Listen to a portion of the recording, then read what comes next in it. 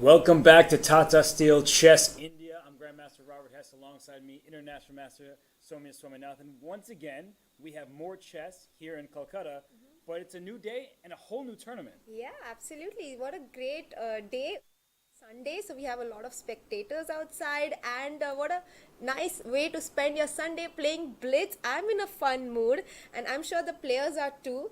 They get a chance to do good in case they had a bad rapid, and they get a chance to continue their form in case they did well there. Well, someone who would love to continue her form is Divya Deshmukh. She won the rapid event. That was a stellar finish. She was in tears after winning an event she wasn't even supposed to play in initially. It's a crowning achievement on her very young career. Absolutely. Like I read, one of the headlines in today's newspapers was the queen of her own fairy tale, and I think that puts it aptly.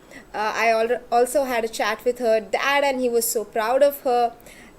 Definitely, so she must be looking to continue her form, and just in case the chat might not notice, the pairings are the same because they start with the same seedings in the Blitz as well. So we'll see the same pairings for the first 9 rounds, and then they play the same opponents with the colors reversed. So they get a chance to play with both colors. That's fair. Yeah, it's definitely fair. The quicker time show, 3 minutes for the whole game with 2 seconds added per move.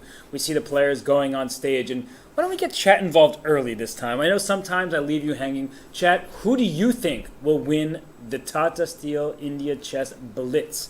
Let us know who you think the favorite is. Reminder to everybody, it's a whole fresh scoreboard. 0 out of 0.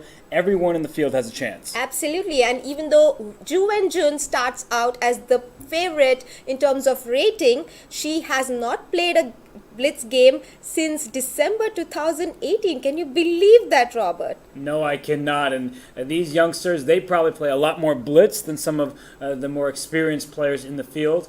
These two on screen here, well, this is going to be a fun start. Divya Deshmukh gets to play Harika Dranavali. Remember, Divya beat Harika with black in the rapid event. And Divya, all eyes are on her, as you said, the queen of her own fairy tale. And she does not want that fairy tale to end. Absolutely. She's looking to make a sequel out of it, part 2 coming in, and she's of course playing a very formidable opponent in Harika, who's had a great Blitz run herself. She was a finalist in the Speed Chess Championship last year. Yeah, she's done very well in the Women's Speed Chess Championship. She's such a strong player. And, she did have a decent event at the end of the Rapid, 4.5 out of 9, clear 4th place.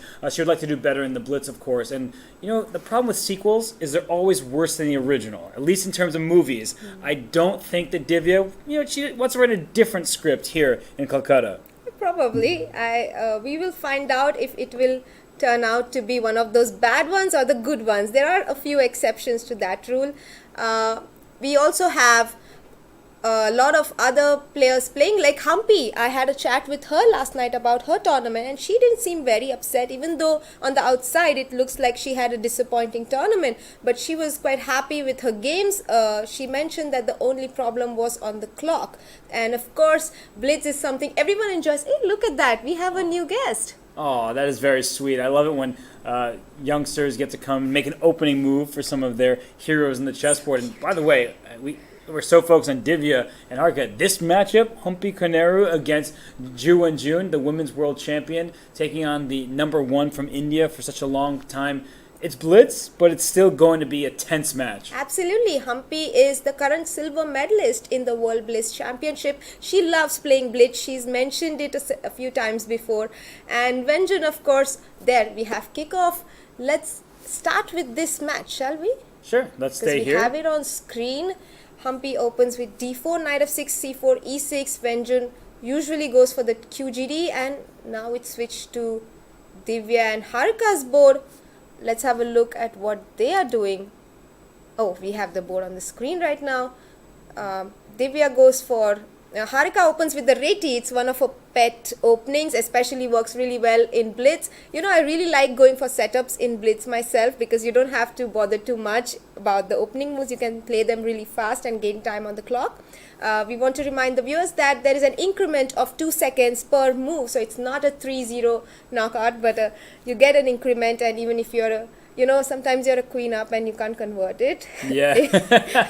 But that's not the case with increments. So, we have a usual reti with the bishop f4, unusual move in this position. Yeah, it's going to happen in blitz chess. People just are making moves based on feel rather than necessarily based on thinking. But when someone goes for a fianchetto, pushing your rook pawn does make perfect sense. I said this yesterday, developing the rook on its starting square. And a6 played by Divya. She does not mind capturing away from the center. It opens up some files. So quick play from Divya and from Harika. And something I want to note is that the good thing about increment is that, as we're talking about, you can build up a little bit of time. And if you have a winning position, you will have the amount of time to convert it. But 2 seconds really isn't that much additional time per move. Absolutely. I mean, they both are playing so fast.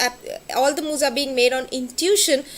But it's unclear whose favor the pawn push is, because you have pushed your pawn to b5, but then black doesn't allow a into b6. She plays b5, and now the pawn on a5 could be a potential weakness in the future. So it could be a good move or a bad move depending on how black responds. White goes for d4, so maybe she wants to put the pawn structure with c3 and b4, or maybe b3 and c4. We will find out. You want to look at the other games quickly before we stick to one? Yeah, let's do it. Let's look at the game between Humpy and Wenjun. You mentioned that Humpy Canero, she loves blitz chess, the silver medalist in the most recent women's World Blitz Championship. And we have a topical line. This may look strange to most of us. Why is a king out in the middle of the board? Where did the queens go? This is kind of all the rage these days from the semi-Tarash. And in this position, you see the eval bar saying it's about level. Black is up a pawn for her troubles, including her king in the center. Oh, alright. And I don't like the king in the center, especially in a blitz game, because it's so much harder to defend when you're short on time. I would prefer to take white here. Wenjun, 1 minute down almost. She has 1 minute 42 seconds as opposed to Humpy's 2 minutes to 24. King f7, logical. You want to not allow white to take on e4 and pin the knight on f6. So king f7 moves out of the way. And what next? Bishop takes, and white takes on e4 next. And well, she has recovered the pawn with a better pawn structure. And we've talked about this many times, that opposite colored bishops in some endgames does mean drawish position, but not in a position like this. It's open board, both rooks for each side are on the board, and Wenjun, has she not recaptured yet? Is she deciding whether to take with the king? I would not take with the king, unless knight take with check. She should take with the pawn, of course. Very surprising decision to think at this point. You want to save as much time as possible in a blitz game.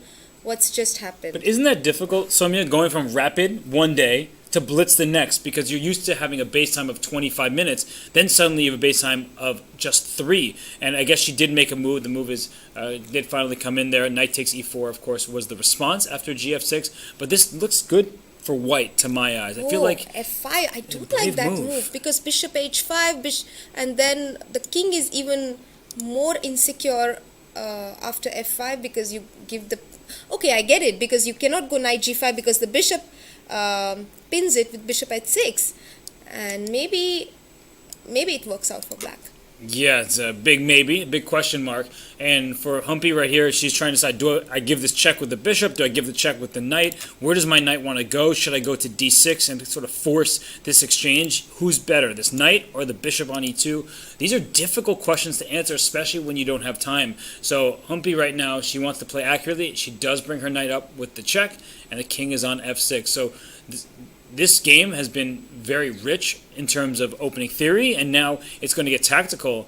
But I'm starting to like white's chances. I just prefer the rook on the d file here. I prefer this active knight and the coordination of white's pieces. Yeah, absolutely. It looks very good for white. I also like your idea with rook 2 coming to the 7th rank, and the king might just get checkmated on g6. After rook d7, rook f7. You want to go switch to Divya's game and come back? Okay, let's go between those two games for the first time. We will be back here. It looks like Humpy with a nice position. And Divya against Harika. Wow, what a position we have just tuned into. I have to quickly count. It looks like it's even material, but it's a messy position because white's king does feel like it's in some danger with black's pieces staring down the f-file. Yeah, I mean, I would be scared. This is typical Divya style. She's fearless, and she doesn't, even if she makes a mistake, she focuses on the next move, not the previous mistake, doesn't ruminate, and Blitz suits her style very much. She has over 2,600 games played on chess.com.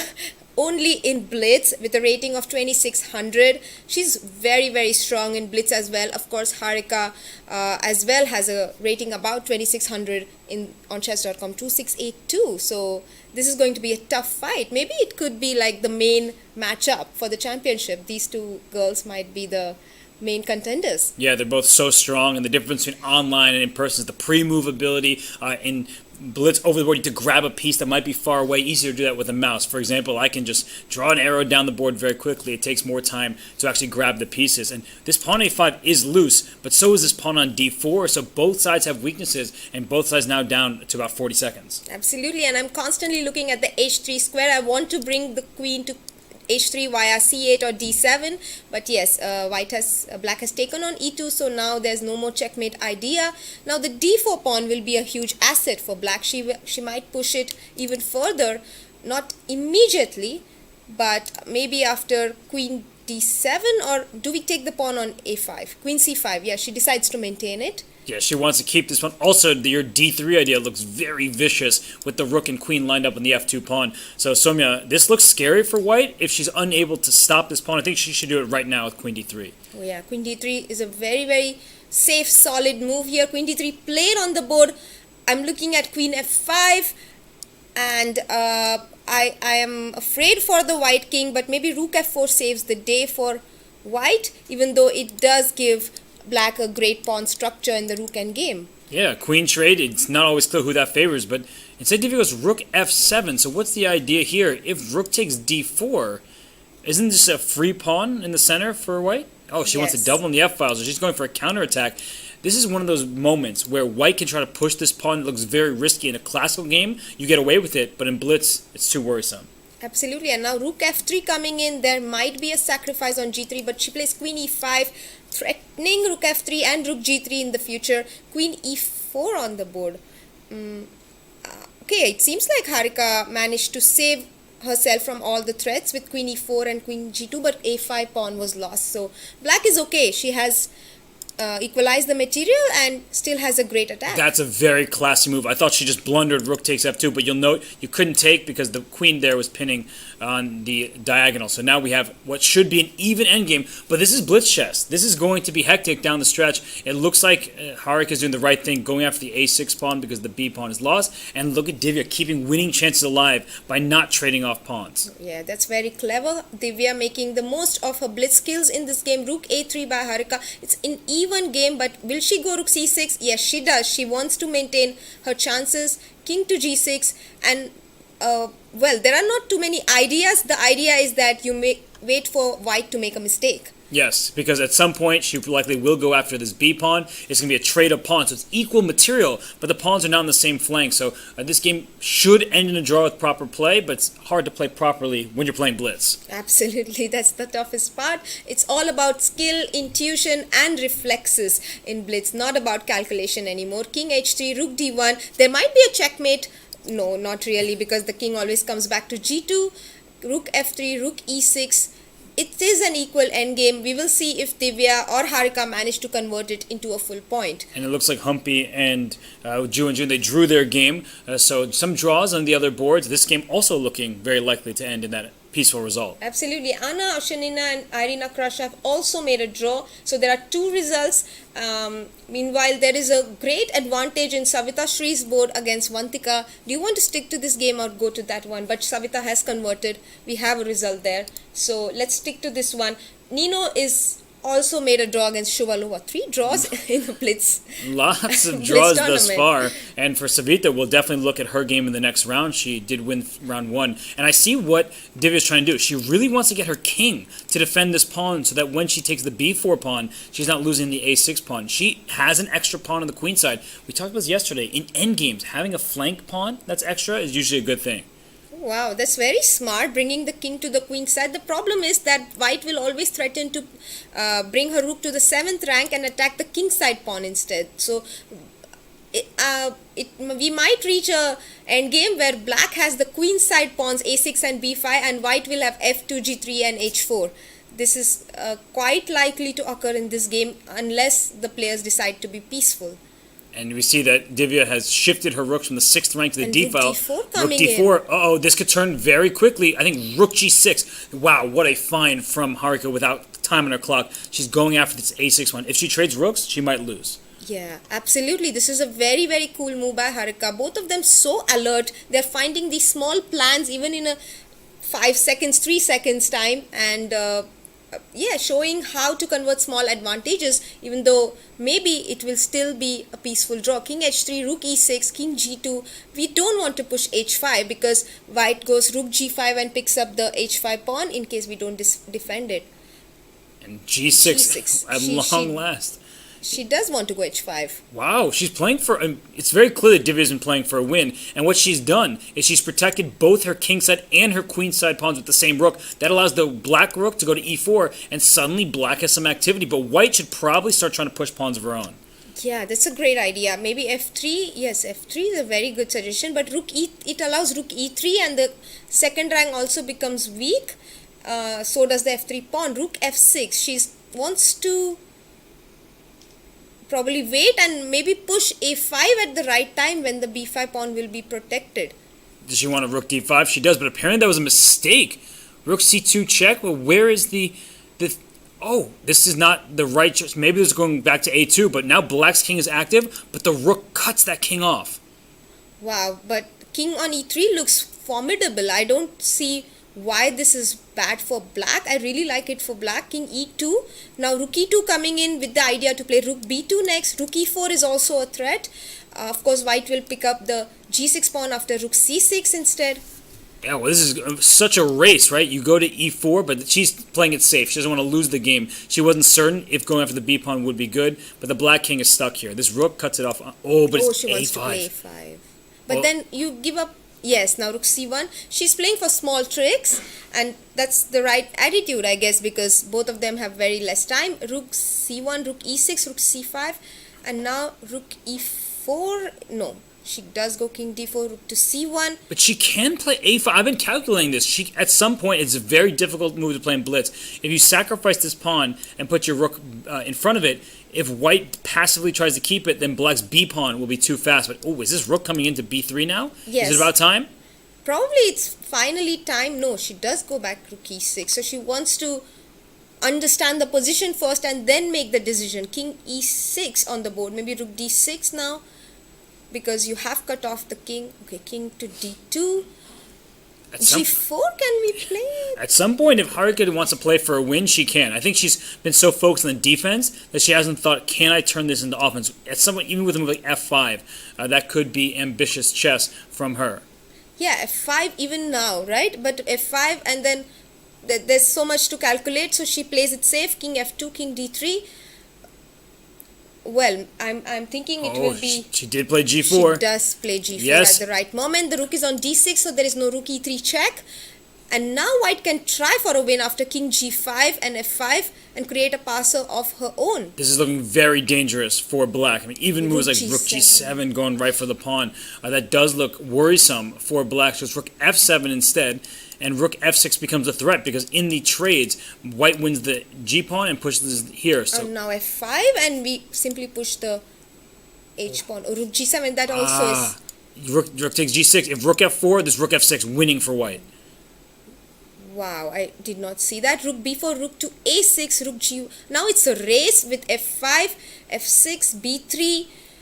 Too fast. This is very fast. Yeah. Rook g1 and king h6 played. It's over. White is winning this game now. See, Harika, she was playing, they received a handshake, and Harika wins game one, but she was playing defensively for a while, but she turned that switch. We talk about this so often. She knew when suddenly she could play for the win. Yeah, I mean, it seemed like she was being very solid and didn't want to even try, and then when she realized that the point had occurred, black had played rook to d6, exactly at that moment she plays g4 and converts the point into a whole one instead of only a half. Wow, great result for Harika, and Divya as well. I mean, tried her best. Can we have a look at that position, Robert?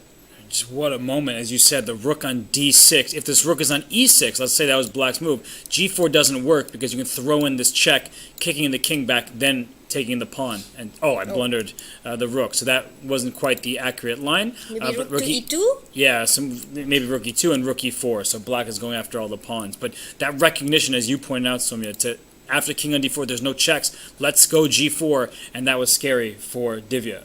Wow. Yeah, this is very scary to defend even in a classical game, and in Blitz I think black had almost no chance unless you just reach the right move by intuition.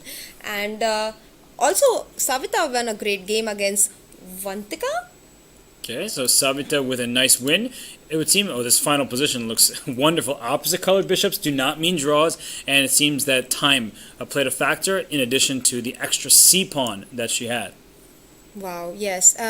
Do we go through the game? Maybe quickly? I think it was queen d4. It was an unusual Sicilian opening with queen to d4. I played this as a kid. Oh, yeah, I used to play this. The idea is that you quickly develop your pieces. Your queen is on an awkward square, but it's okay because it's centralized and black isn't threatening anything of your own.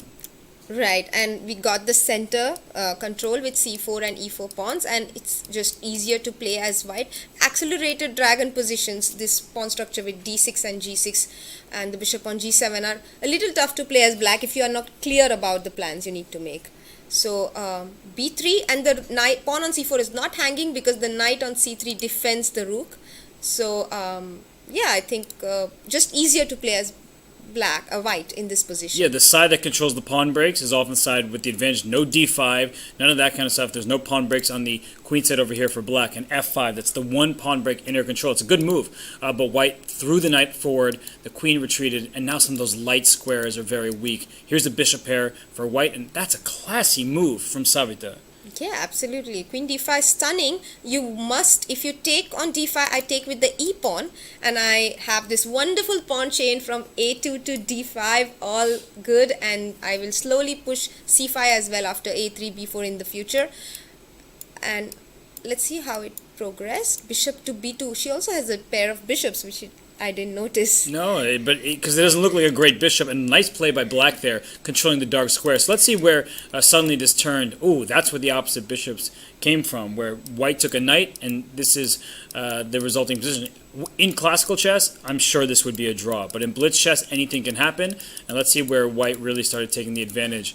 This seems totally equal still, but maybe that b4 move, a little bit too ambitious, because here white is gaining control of some important squares, but still looks equal. Yeah, I'm curious to see what exactly went wrong for black, because it looks completely under control. There is no check. Oh, nice find. This is a nice tactic. Bishop d6 runs into rook g5, and the king on f1. Okay, rook h8 is a move, but it doesn't get checkmated because black's king is also weak. Yeah, though this looks a bit scary. If you could put this rook on d2, that's mate, and it seems that black tried to go for a similar checkmate, and for rook g2 as well, c5, and you make a square on c4. I didn't notice that. But maybe that's the thing. The rook should come this way. It's also a checkmating threat. So at this moment after c5, rook d1 check was a fatal error, giving white the advantage.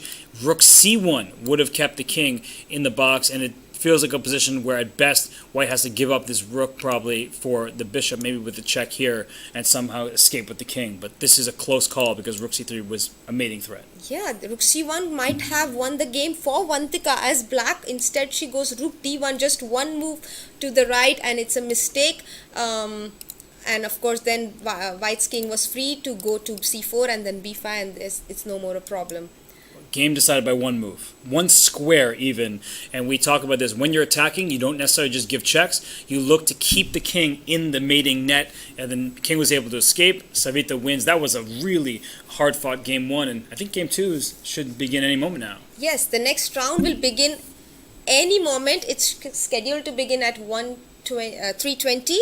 And it is 3:20 in Calcutta. So let's go through the results. Harika won against Divya. Nino drew with Polina, Savita won against Vantika, Anna Ushanina drew against Irina Crush, and Humpy Koneru drew with Wenjun. We will have kickoff for round 2 very soon.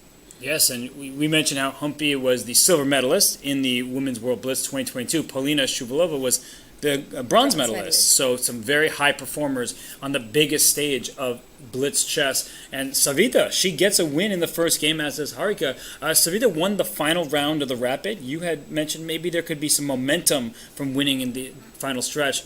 Let's see if she can continue that momentum. Oh yes, of course. She is playing against Shuvalova with the black pieces in round 2. The games have begun. If we can have the board on the screen,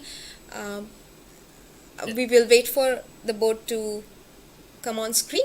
Oh no, we have the player's camera on the screen, and that's yeah, we can see they are fully focused. It's a Sicilian. Also, the Rosolimo Sicilian. There's so many people in the audience. Yeah. I love seeing that. It's a Sunday here in Kolkata, and many more fans are joining for the event, which is great to see. Yeah, there are more people in the audience than the amount when we entered.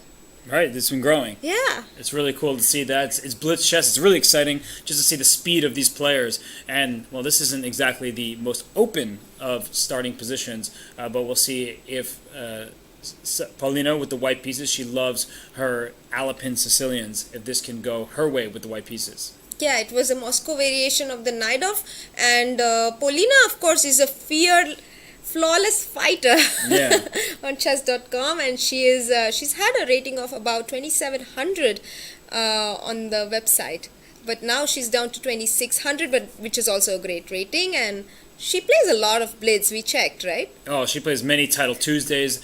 She's often defeating even higher rated players, all these grandmasters. She's pretty much a grandmaster at this point. Her rating in classical chess is about 2,500. I think she's just waiting on a norm, but she will add grandmaster to her resume in the near future. And right now she's added a lot of space to her position because her pawn went suddenly to d4 and up to d5. And if you get a rook on the c file, I feel like white will have an advantage here. I think white did get something because usually there is a pawn on c4 and c7 in these King's Indian type positions, but here there is no pawn, so white got a lot of extra moves in the King's Indian. It's almost like imagine a King's Indian with the pawn going to c4, c5 and taking on d6. So that's what white has achieved. Meanwhile, black's attack has not even started. The queen is completely misplaced on c7. She has to be on the d8 h4 diagonal, or e7 is a great square, but yeah, I think white is just simply better. Maybe b5 could be a move, but knight g4, yeah, makes sense. You want to play f5 as soon as possible. So maybe bishop e3 was an inaccuracy because it allowed knight g4 hitting the bishop and then f5. And that's what happens in Blitz chess, right? We make a quick move, it looks very natural, but it's an inaccuracy, I would say.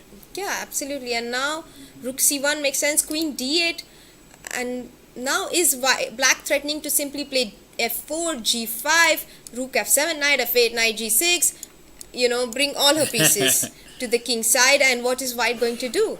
Yeah, it's one of these questions where that looks very scary, so I'd want to think about taking, but that invites a pawn towards the center. Black gets a huge attacking potential, and it looks like Paulina has made her move. She decides to take on f5, and what is next here? Maybe... Knight h4. Again, a typical idea, but it was also possible on the earlier move, so I'm wondering why she decided to take. Probably because of tactics. I think that in the previous position, maybe there's a knight takes e4 with this knight being loose on h4. It just was too much to calculate in the short time frame. But g3, that's a risky move. Not many people would play that move. It does defend this knight, so that means there's no tactics on the diagonal. But I feel like later f4 will be even stronger. Yeah, I was concerned about f4, and the e4 square is guarded. So maybe first we need to kick back the knight on c5 with b4. As soon as possible. But yeah, knight f e4 makes sense. You want to, if you exchange, you get another knight on e4, and you can also maybe pick up the dark squared bishop on d2 if you get a chance.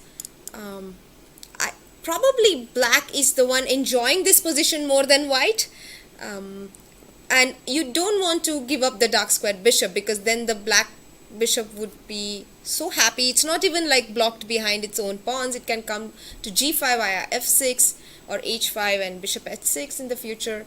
I think Savita's playing really, really well thus far. In game 1, it looked like she played extremely solidly and accurately, and now here in game 2, I would be taking this bishop on d2 and playing e4. Just open up this dark squared bishop and say, I'm the only one who can control this diagonal. That's a great point. I think Savita will go for that because there are also not many other good moves in the position. white is threatening to take on e4. Of course, you don't lose a pawn because bishop takes, pawn takes, rook takes, and there's bishop h3, and you are okay. But knight g5 played. She wants to keep the knight. Yeah, she wants to go for that h3 pawn. You just mentioned it was hanging. e4 also threatens to win a pawn on the diagonal. f4 looks very scary, but f4, it may lead to an attack for black, but it could also lead to an attack for white because you're opening at these light squares in front of the black king. King h2 and now e4 as you mentioned. One of these pawn pushes. I don't know which one to choose. Soumya, which would you go with? I was liking e4 until you showed me f4 and now I'm confused. Maybe f4 is stronger because pawn takes will undermine the knight on h4, sorry. She doesn't go for either. She keeps her chances. Actually, this is a very good strategy that you let white decide what to do because you're threatening both e4 and f4 as Tata said, threat is greater than execution. So she keeps her chances. Queen h5 and maybe bishop h8 now? Bishop e8 now, sorry. Yeah, bishop e8, kicking the queen away from h5. That looks very good. It does leave the f5 square hanging later. She plays it, but she probably is going to go back. And Savita, she's showing patience. That's something that a lot of people don't do, is they rush. They go e4, f4, let's go for the attack. But she's going back and forth. It looks like we might see a repetition if she plays bishop d7. Polina does not have to play queen h5, but black's structure is better here. It will be repeated 3 times or no? The queen was on d1, so it won't be. Now queen h5 will repeat the position 3 times in fact, but Polina decides to play f4, so she refuses it. And it's no surprise, she is a fighter, like her chess.com username says. She is going for more. She doesn't just want to make a draw. If you take on f4, that looked bad, opening the g file, white's rook was first, so e4 is such a good response. Yeah, e4 is fantastic, and the knight on h4, it will come to e3 in the future, but it will have a very long journey. Meanwhile, oh, wow. So I thought she will save her bishop, but she didn't. So she took the knight and queen h5, bishop e8, now g6. G6 looks very scary with the h6 pawn being loose. Actually not even sure how black follows this up. Bishop takes h6. Bishop h6, queen b2. Ah, and the queen is always protecting the bishop, which is very important to stop a checkmating attack. But bishop c3 and now queen g5. Huge move. That's the only move for black to stay in the game, but it's also an obvious one, so she'll play it. Queen g5 and then, but it's so complex because it remains difficult because queen takes, pawn takes, bishop takes, king takes, and we have rook e7, but then maybe king h6 and rook h7 checkmate. I know that's a good variation. If not good for Savita if that were to happen, but it's important that there are checkmating nets. But there's also this pawn on g6 that's loose. d2 is something that white always has to be scared about here. I think that black should probably pick up this pawn and figure out the rest later. Instead, wow, she pushes. She's showing no fear whatsoever. Yeah, she likes her position. I can say that because she's pushing her pawns. Bishop into g6 is obvious. And what did she play next? She took on c3 and then took the pawn on g6. Rook e6 on the board. King g7 will run into rook c7. The other rook comes to c7. And king h6, rook h7 is not yet checkmate, but king g5, h4. Oh, I'm going to show that very, very quickly. It didn't happen, but just because such a beautiful variation, rook h7, this bishop is pinned, king takes h4 would have been checkmate. So you've been calling for that checkmating net. Moves are happening very quickly. We'll get to the live position. Black brings the king h7. If this rook takes the pawn and the next rook joins the h file, that's another checkmate. Yes, absolutely. It's scary for white now, black now, but rook f2 a good move because king h3 even, rook b2. I thought she will double on the f file, but king h3. Now, she's following your advice. Oh, what a move! Wow. It saves the day because you can block with the rook. Yeah, that's a fantastic resource for black. And black is it's an equal pawn rook endgame, but rook g6, rook a2. But black might have. Would you prefer white or black in this position? Oh, white for sure. It's something you mentioned yesterday. The black king is cut off, so there could be checkmating nets. She actually allows the king out. She's going to make a draw by winning the b pawn. Right. Oh, she doesn't. She might play king g5. No, she doesn't. She plays d6. They are playing so fast. a5, rook d8. Now d7, rook g8 is a threat. So maybe king f7 might be the move. Yeah. f4 anyway. And what about d7? Yeah, it's going to go back, king and then g7. At some point, white probably has to bring the rook away, and we'll see a trade of pawns. And Yeah, this is what's happening right now. There's the draw agreed. Savita Shri, that's a very good draw for her with the black pieces.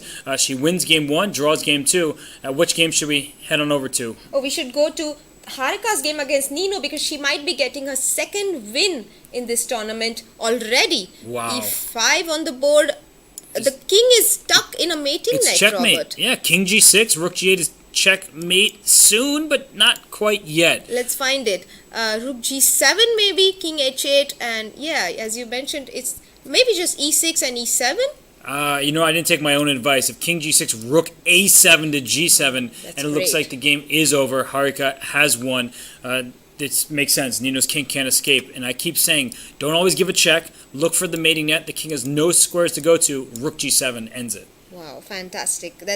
And also rook h8, rook h6 was available. This is just fantastic. So Nino resigned, and great for Harika. She got her form back. She finished with an equal score in the rapid event, 4.5 out of 9, and now she's won the first 2 games. So she's gaining form as she's entering this tournament. Yeah, that's good news for the Indian fans, and there are a lot of people who are suggesting, okay, the younger generation, it's their time to shine, and Harika is saying, not so fast, I'm still here, and I'm going to lead the charge. So 2 out of 2 for her. It looks like Anna Ushanina beats Vantika in this round, and Wenjun beat Divya, so Divya 0 out of 2 to start the Blitz. It's a difficult start, but there are so many rounds, Robert. 16 rounds to go.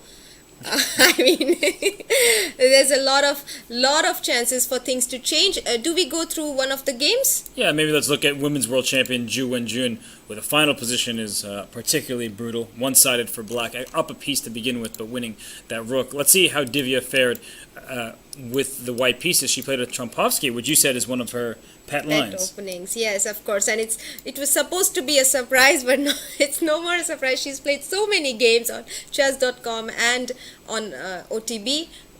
Bishop takes, pawn takes, and now pawn takes c5, e6, and what next? Let's go. This was game 1, I want to say, of the 2016 World Championship. They had a Trompovsky in that championship match, and we see that black regains the pawn. Black has the bishop pair, but the worst pawn structure with the double pawns. And let's see how Divya handled this. So black castled, even though there's no pawn in front of the king. I tend to like the bishop pair, I have to say. I'm always a fan of getting the 2 bishops.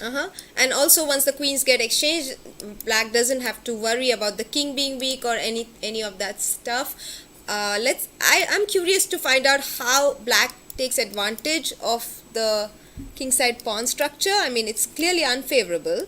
Yeah, it should be unfavorable, but the good thing is at some point f5 was going to be played, and that's a good move by Divya, stopping that pawn push. And all these trades, now it's being tactical. This king is in the center, and if the bishop moves away from the diagonal, this is very scary. Yeah, it could be very, very scary. King on e2 looks odd, and b3 will be met with knight takes a2, rook a1, and then maybe b5. I like it. Yeah, be ambitious, because if the bishop saves itself, there's knight c1 check all of a sudden, Wow.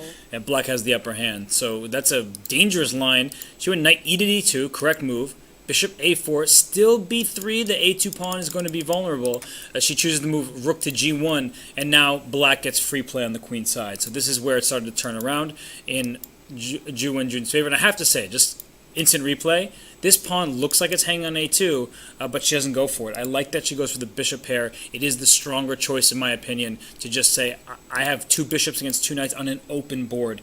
Big advantage for black. Yeah, absolutely. Like she played b4. Now the king is still not safe, Robert. It might come back to e2, but then bishop b5, and the king is still stuck in a awkward position with the rook being on g1 doing nothing absolutely. Not playing a part in the game, and we see the bishop retreat to b5 with check. The king runs away, and I love moves like this. We're so tempted to deliver an immediate check. So, wait a second, my king, this is an endgame. Why can't I use my king as a weapon later on, especially if this knight were to move? And as we see the game continue, it was going up the board, and if you allow it to continue just running up, it could be even more dangerous. And move by move, it looks like Wenjun created problems. And here, Soumya, this is where it all went wrong for Divya. The position actually isn't so bad if she plays knight f5 check and gets rid of the bishop pair by force. This apparently is an equal position, still very complicated.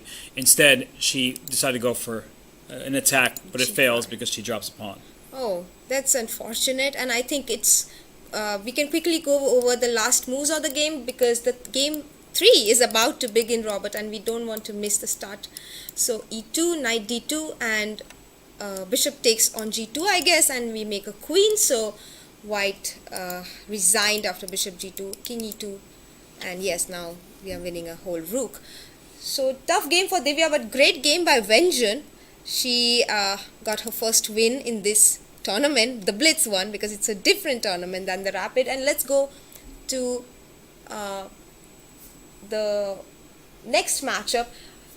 Whom do we focus on in this game? Maybe Humpy's board against Vantika. Oh, we have the results. So Wenjun won against Divya, and Irina made a draw against Humpy. We didn't get a chance to look at that. Anna Oshinina beat Vantika. So tough for Vantika. She's lost her first two games, Robert. Yeah, this field is just vicious. Every matchup is going to be difficult. So Anna Ushenina wins with the black pieces. Paulina, we saw that draw against Savita. And Harika, 2 out of 2. She's in first place after those first couple rounds. I think there are a few minutes before the next game begins, but we're talking about the difference a day makes. It's a whole new tournament. Harika, she's playing very impressive chess in the first two rounds. Yeah, absolutely. She's someone who, by the way, has a very good routine. I know that she follows a very disciplined schedule during a tournament. She goes for the fitness. She even put some Instagram stories in this tournament as well about working out. And, it really helps to be full of energy even on the last day of the tournament because you still have, how many? 16 rounds to go. And being low on energy might really affect your game quality. So I think her good habits are really helping her in this tournament. Every time you say there's 16 games to go, I don't believe you, but I know you're right. It's like 18 games of Blitz. It's a marathon, right? You have to conserve that energy. It's almost as long as a cricket match, and especially cricket matches that get postponed. I don't know what match that I'd be referring to, but yeah. Yeah, absolutely. We enjoyed a little bit of that last evening. Robert, you did learn some cricket. Thanks to you, I learned a lot about cricket. So, I'm not a bowler myself, but maybe one day I could perfect the trade. Absolutely. So, for now, let's focus on the chess, and we will catch up on the cricket later. Can we have the player screens on the screen? Yeah. Player cams on the screen. Yes, there we have Wenjun, and Wenjun plays against Irina in this round. Robert, what do you think of this matchup? Oh, it's always a good matchup between those two. Wenjun is in great form here in Kolkata. It's her first time playing in India. She is excited about that. And we see that Paulina, she won the bronze medal in the Women's World Blitz Championship back in 2022. She takes on Anna Ushenina.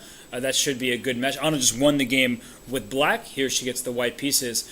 So all of these matchups, Humpy with white, this is, I think, a big game for Humpy. If she can win and get some momentum going, I feel like she had that in the Rapid, 3 wins in a row. She'll need to take that into the Blitz. Yeah, absolutely. I think also, that's Savita on the board against Nino. Savita is almost taking a nap. She's meditating, right? Isn't that what you said? Probably. The advice you gave? Yeah.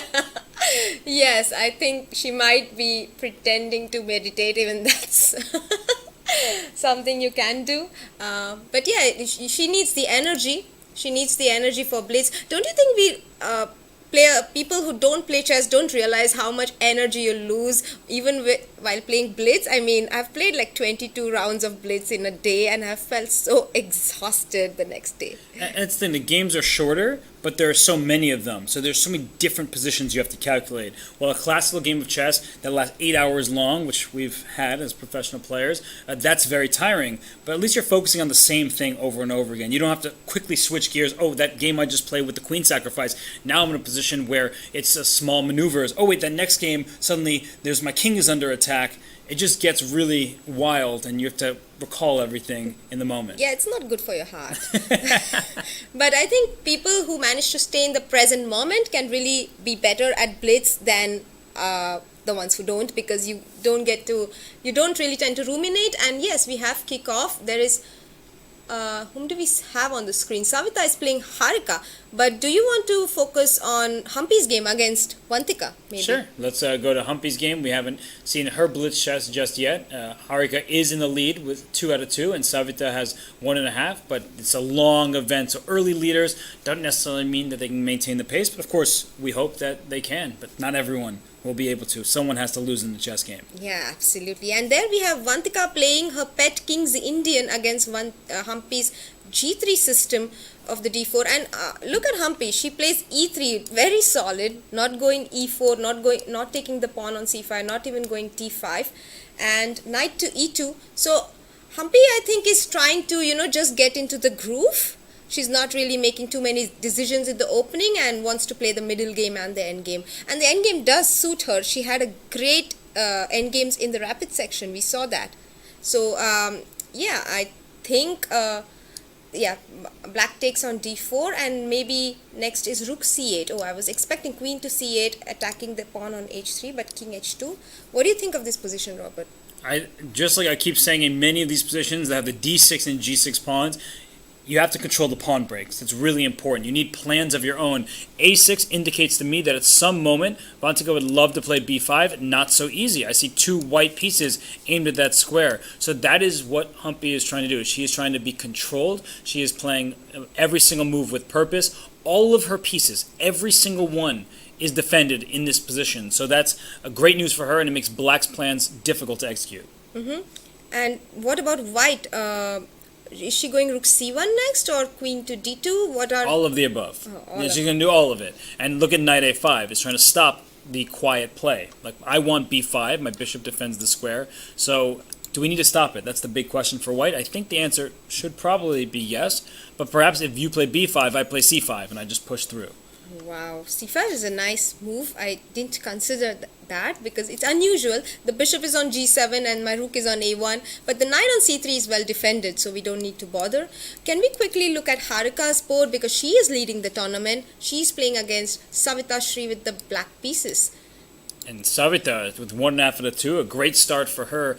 We see a Sicilian. I keep saying it, I love the bishop here, but I know Vichy and many Indian players love the knights. Yeah, of course. I mean, and especially I've heard a lot in your Blitz commentaries, especially, that the knights are preferred to the bishops when it comes to Blitz games, because there's just more tactical possibilities with the knights. Easy to miss a fork in Blitz, and that happens all the time.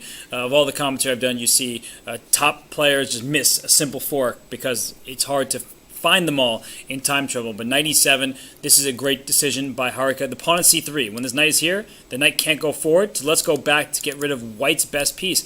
It feels to me, look, if the clocks are accurate, I mean, Harika is just cruising, and Savita in huge time trouble. Yeah, I'm very surprised, because this is a normal Kalashnikov position. Was it no, it's a Sveshnikov. It was a Sveshnikov, but it's quite a normal position. Why did not make any big decisions so far? And it doesn't make sense for her to have taken so much time. Bishop g4 has been played, okay, and maybe bishop takes, queen takes, but then you allow knight takes. Oh, first knight e7, because I was not happy with the fact that you allow knight takes and pawn takes, and you want a piece on d5, not a pawn. Right.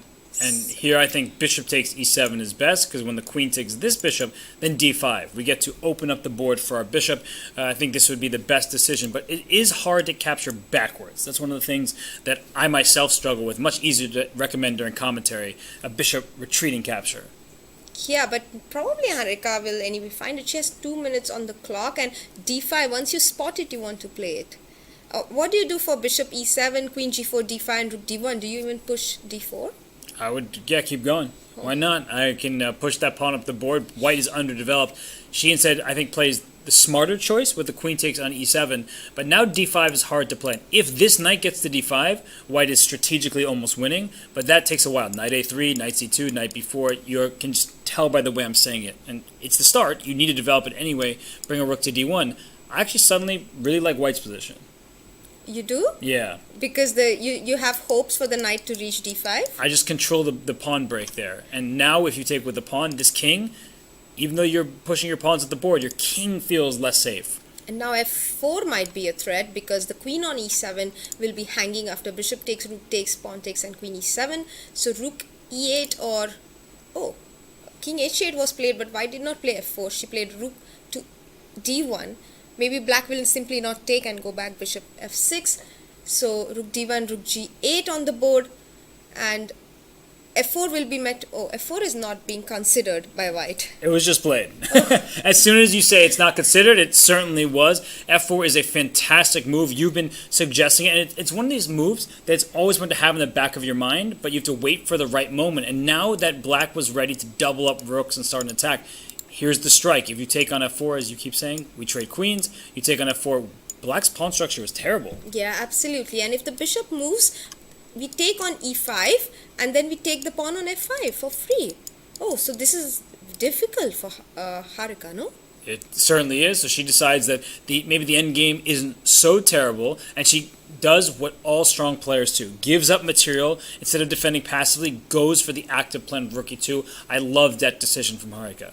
You know, I just got the news that Harika in fact leads Savita 2-0 in the Blitz in the Tata Steel, which was played last year. So she might be very confident going into this game, but according to the position, it's white who's pressing and black needs to defend. Yeah, this is the pawn structure. All of these isolated pawns. Knight c2 played by Savita, and I like what she's doing. She wants to meet rook e2 with knight d4. Now, you get active, I can do the same. What was this knight doing on a3? Nothing. Look at the knight gallop into the position, and by the way, this king has no escape scores. Watch out for a back rank checkmate for both sides. Oh, absolutely. Knight f5, bishop is hanging. Bishop f8 might be the only move to keep the d6 pawn. Bishop g5, but then rook g4 and you pick up d6. And h4 with tempo to get the white king some breathing room. As you mentioned, d6 is hanging in two different ways. I'm starting to like the position. Rook d6 might be a back rank checkmate. I want to play h4 first and then take the pawn. Don't worry. I have blundered back rank checkmate, so you should be worried, honestly. h6, h4, and now the h6 pawn will also be captured after bishop f6. Oh, it's turning. I'm not at all happy with h6, and neither will be Harika. She's losing a pawn. So rook takes h6 is a free pawn. You can go back to g6 at any moment if you need to run away with your rook, but that does invite the king out to f7. Not the easiest move to go for. She takes on d6, and if king g7, the rook is not going to be trapped. The knight can always retreat. It's a great point. And rook a2 might be played, but can we simply play rook d3? Oh no, then actually white also needs to be careful with her king, but bishop c3, rook d5. And now is there any tactic in the air with rook f1? Oh my god, it just feels so wrong to play like this, but black is not getting checkmated, right? And black is kind of close to delivering a checkmate towards the white king. Thankfully for Savita, her king can run away. Oh, she gives up her rook. That definitely was a mistake. She thought she was getting checkmated. She thought she was getting checkmated. Now I think she is very likely to lose this game because she's losing all of her pawns as well. This is turned around suddenly. Great counterplay by Harika, spotting that she's not getting checkmated and threatening white as well. And rook d2, a good move, because if rooks are exchanged, this is winning on the spot. A great move. I saw her not just make the move, but Savita, she grabbed it and screwed the rook into h5 because she's going rook g5 check, saving her rook with a pawn, then taking this queenside pawn, and with limited pawns on the board, that gives her a good chance to survive. Oh. Knight e4 might not be the best decision because you'd simply pick up the rook and then you move the other one. Yes, it was a fork of rooks, but check saves the rook. We see a trade, and then the problem is this a4 pawn exists, and not for long, actually. Right, and rook a4, knight d6, and b5. b5 maybe. Just push him. As long, be careful, g6. King g8. We have king g8. That's probably the only move. That's why the rook went down to a1, is that if the king goes up to f7, there is this check to get it out of there. But this white king is kind of close to this pawn. Yeah, this could be a draw if black is not careful. I mean, if we can pick up the a6 pawn, rook b1 a nice move because a5, knight e4, and a4 simply. Just push it. And you can move your rook even to b8 because you can't take. Great move from Harika. You can't take because this check wins the knight over here, and she's trying desperately, but the pawn's too fast. Yeah. to And win. 8, yes, absolutely. She has won the game. 3 out of 3 for Harika Dronawali. Just What a player. phenomenal chess from her. By the way, it looks like Polina Shuvalova has beaten Anna Ushenina. Divya Deshmukh gets her first win over Nino Batsiashvili, and Wenjun beats Irina Krush. So we've had many decisive results in this round. Oh, this has been a fantastic round. Do you want to go over one of the games before we take a quick break, Robert? Sure, which the games catches your eye the most? I definitely want to have a look at Divya's game because it's her first win in the tournament against Nino. Oh. What a final Quite position. pretty. I see. I didn't actually look at the game. You had some insider knowledge. That's a pretty brutal finish. Yeah, let's see how that happened. I mean, wow, just wow. Knight. So this is a Nimzo, and with e3, bishop b7, bishop d3, all normal. Yes. And this all looks very... See, I wouldn't expect that 20 moves later, the checkmate we saw would happen from this position. Knight e5. Usually, White's play is quite easy in the bishop d3 Nimzo because bishop e1, bishop d2, bishop e1, bishop h4. It's an easy plan, f4, g4, push the pawns in the king side. I'm curious how black checkmated White. Yeah, this looks like what Wenjun did against Anna Ushenina yesterday. So we see a swap on e5. Oh, maybe d into e5 is not the best idea. Maybe you have to take with the f pawn because, you weaken the diagonal a7 g1 after d4, d5, and also d4 becomes possible, and the bishop on b7 will come alive. Yeah, and even here, knight e4, it's a fighting position for sure, and f6 later for black. So maybe this g4 idea, it looks very promising, but if you're able to swap on e5, it's not as scary as it initially looks. And suddenly, a5, what a move. I mean, I wouldn't even look in that direction, but she says, let's get your bishop off the board. This bishop on c1 is a terrible piece. Yeah, the bishop had to be on h4 already. It's still on c1. She never bothered to develop it. And so we see the bishop come to a6 and f5? That move shocks me. It's such a fighting move. It's a creative move. It's very creative. That's a nice way to put it because we take on f6 en passant with either of the pawns and it opens a g file. And you can attack from the g file now. But it looks like she did it so she could win this pawn on c4 as her queen protects the knight. So, of course, there are going to be some mistakes in Blitz chess. That's inevitable, but black took over at this point. I mean, the knight on e4 is defended. The g file is not really helpful for white. Queen takes a3. There was queen takes e4. That probably still would have been good, but I like c5 and just rook d2. This is a massacre. It really is. This is very, very... this is nice to watch, but tough to be white in this position. Queen e3, and she actually allowed checkmate. That's very sporting. That's really sporting of Nino and Divya, her first win in the tournament. Yeah, what a finish to this game. And Divya Deshmukh, she gets 1 out of 3 now in the Blitz. And so 15 games to go. Yes, 15 games to go. Stay with us. We will not cover all of them today. We will only have 9 games today, and the rest 9 are tomorrow. These are the results of round 3. Divya Deshmukh beat Nino Batsiashvili with the black pieces. Harika won against Savita Shri, a game we covered. Humpy drew against Vantika. Not a great result for Humpy, but good for Vantika. She got her first draw in the tournament. And then we have Wenjun winning against Irina Krush, and Anna Ushenina lost to Polina Shuvalova with the white pieces. So these are the standings for now. Yes, we see that alone at the top is Harika, but just like in the rapid, Wenjun, she may not be in first place just yet, but she's right there in second, and Polina Shuvalova 2 out of 3, a good start for her. So it's a huge number of players, fighting for the top spots, but some players off to the hot starts, others will need to catch up. Absolutely, and we will be with them while they try to do that, but for now we are going on a short break because there's not much time to take a break, so we'll be right back. Stay with us.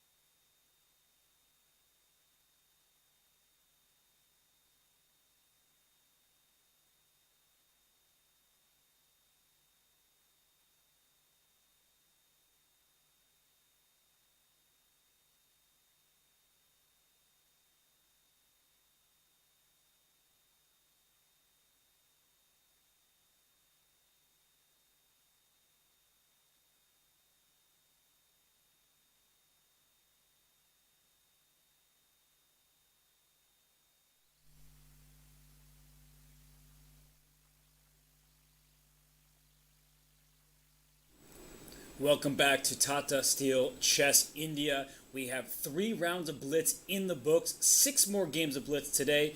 Soumya, we have seen Harika Dronavali get out to a blazing hot start, 3 out of 3.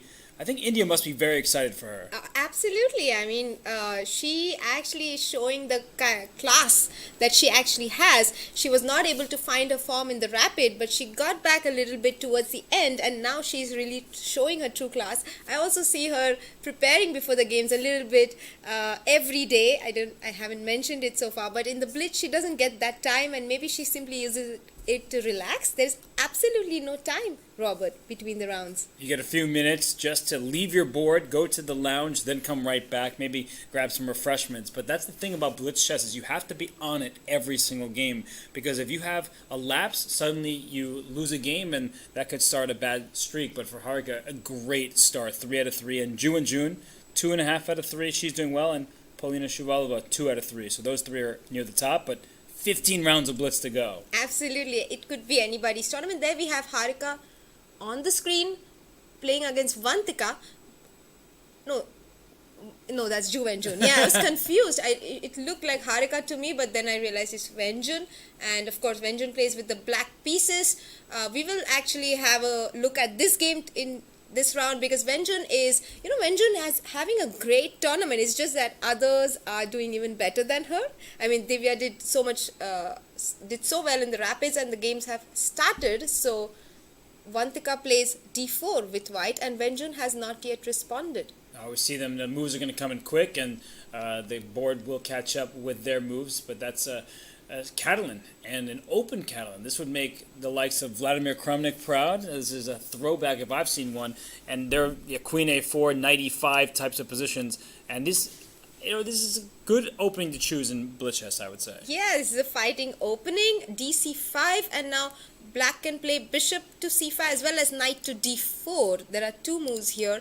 Knight D4, a sneaky move, right? Because you allow Queen takes C4, Bishop C5 has been played, and Bishop E7, a more solid approach by Black, and Knight to C3. Actually, Vantika only plays the Catalan against the QGD, and Wenjun loves to play the open Catalan. So they both are in their repertoire, and we will see we'll see a really solid game. Yeah, it's actually surprising. It looked like it would be a very energetic game. Now we see a symmetrical pawn structure. E4 was just pushed. If white can play E5 at the right moment, not now, that is not the correct moment, because the queen is loose on C4. Rooks win showdowns with queens, but she's trying to gain some space in the center, as this bishop on D7 is not a very good one. So I think that white is probably slightly better, but still early stages. Yeah, I think white simply goes back to E2 with her queen and go for the E5 idea, Robert, that you were pointing out. Is the bishop is a spot of bother for Black, and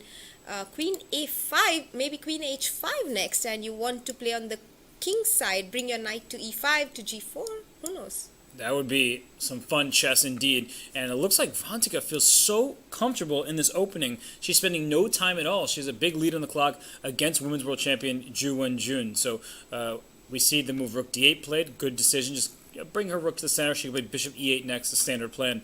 Any other games are catching your eye? Absolutely. Let's go to Shuvalova's game. We haven't had a look at her game so far in this tournament. She's playing against Konero Humpy with the white pieces, and it's a King's Indian type of position. What would you call it, Robert? Bringing that board up here. It's like a Sicilian, Spanish, King's Indian all mixed together, where not a single piece has been traded. But I'm looking at the clocks, and if those are accurate, Polina has almost as much time as she started with. Right, and she plays a lot of Blitz, as we were discussing on Chess.com, on OTB as well. Humpy, on the other hand, hasn't played much online, and she's a great Blitz player. She won the silver in the World Blitz Championship. This position I really like for Humpy, because when she was younger, upcoming player, she used to only play the perk and modern defense, these kind of setups, and it's so much in her style to play the slow and steady setups with a small pawn break. D5 could happen any moment for Black. Yeah, D5 right now. Maybe you take this way. I can't take with a C pawn because D6 was loose. That's why she went Bishop F8. But she could have taken with the E pawn and played D5 and broken open the position. So Apparently the engine does not like that last move. There must be some tactic. Pawn On takes E4? and e4 is hanging. E takes d4 now? That looks like a free pawn. Yeah. Yes. There's too many black pieces are staring right towards the center. And Polina made that move bishop f1 quickly. And Humpy's taking her time, so she does spot that there is something wrong with this move. Yeah, there's clearly something wrong. It's a free pawn in the center, one of these going down, but maybe there's a justification that after pawn takes, I don't know how you defend this e4 pawn, so I'm trying to figure out. But black's kingside does feel a little bit loose. Yes, but there are no pieces to attack it. I mean, the bishop just went back to f1. It was doing great on d3, looking at g6 in case we get an e5 in. But I think black should take on d4 here. Humpy taking her time. She does take on d4. So e takes, c takes on the board. And maybe what she's thinking about is whether to take with the knight or the bishop on e4. It's a big question. Oops, sorry, just refresh the page there. Wait, is the pawn The on pawn on c6? That's maybe what happened. We're getting the DGT board. The pawn was between the two squares. Right. Okay, then that changes. That makes a huge difference. And that sometimes happens with the boards because when you put a piece and it's between the two squares, it doesn't always know which one to register. So we see that this looks much more normal. Bishop f1 was a strange move in the other position. Yes. Here it seems like it's perfectly okay for white. But then Humpy's clock is a real concern. I mean, she took such a long time to take on d5 and now she's down to 30 seconds. The good news, though, is if this pawn trade happens, she can then trade queens. It's a pre-movable decision, and it's a simpler game. And we saw her play a very nice position from black in an endgame against Polina, and I love this decision from Shuvalova. She says, no queen trade for you. It's going to remain complicated. Yeah, I mean, she wants to stay in the endgame and make Humpy think as much as possible and use the time advantage on the clock. E takes, pawn takes, now queen takes b3 is quite natural. Maybe we are getting the transmission a little late because there's no reason to think in this position. There could be a reason to go for the checkmate. Wow. The king can go up to h7, but there might still be attacking chances with like a knight g5. I don't think it works, and she probably agreed on that. But yeah, it also is possible that the transmission is slightly delayed. And a5 and b5. Now the f6 pawn, can it be defended or is black picking it up for free? Black looks like she's picking up that pawn. That could turn the game in black's favor. The clock still remains a worry, but at 20 seconds, she should have enough time to figure out at least her next bunch of moves. Yeah, so queen d6 on the board and both the players less than 1 minute on the clock. Knight e5 looks like a good move here, Robert. Like queen f6 and maybe knight g4. Something like that is probably necessary, but black does look like she can go into a little turtle shell and defend her weak squares. Is something happening in the Wenjun game against Vantika that we started with? It's quite equal. We can have a look at that, but they have entered a endgame where it could be anybody's game, to be honest. Queen g5. Okay. And we have rook e5. No, rook e5 will be met with rook takes, knight takes. Yes, she does go for it. She wants that f6 square. I think your intuition is absolutely correct here. The queen will be dragged back to d1 after a rook trade as well, but it's starting to look a little bit scary for black. It's not about the extra pawn just yet. The extra pawn in the endgame would be winning, but right now it looks scary. And the bishop on b7, if we get queen to d7 right now, it's not possible after queen d1 because knight is on f8. But let's say knight h7, and then we play queen d7, and how do we save the bishop on b7? Yeah, I think we're going to have to allow the knight into f6, maybe bishop c8 at some moment. That's a great move, queen e7. She's covering up all of the squares that you could possibly infiltrate to, and so bishop c8 looks next, and don't count this pawn out. It's the little pawn that could become a new queen. So it's the kind of position, if black manages to defend white's threats against her king, she might be better because the b pawn is a clear passer. Yes, black will just win in some of these endgames. Knight e6, good attacking move all of a sudden, and black can play queen d8. Why don't we trade queens and go for a queen c5 check to d4? I like the move because why not keep the queens, because queen c5 is also coming in. Oh, but now it could be anybody's game after e5 and queen takes e5 and knight e8. 8 check, the king comes back, the knight goes to d6. This bishop is loose over here. Bishop to a1. king h2 and queen e5 back, king h1. Humpy has no time. Let's not forget Oh, that. but she knight plays for a win. She could have made a little repetition. She goes for the win. The bishop is loose, and the knight is also hanging. Wow, this is such an amazing game. King e7, knight b7, knight e2, and there's checkmate on queen a1, queen g1. It's going to be checkmate right here on g1. That's the There is threat. no way. Is there a way to defend it? Queen d2 check, king c7, and we picked up the knight for free, and black is completely winning. Polina resigns. Humpy picks up her first win. And with little time on her clock, she still found the best moves. Great game from Humpy. She I'm moves so to 2 points. Happy we stuck to this game, Yeah. but I think it was a great game. It was, yeah, a very fighting game. No draw there. Let's go to the game between Wenjun and Vantika. That looks like an extra pawn for Wenjun. And will Vantika be able to hold this? That's the big question. It doesn't look likely to my eyes because she's going down a second pawn. And it seems like Wenjun's endgame technique will be able to secure her another point.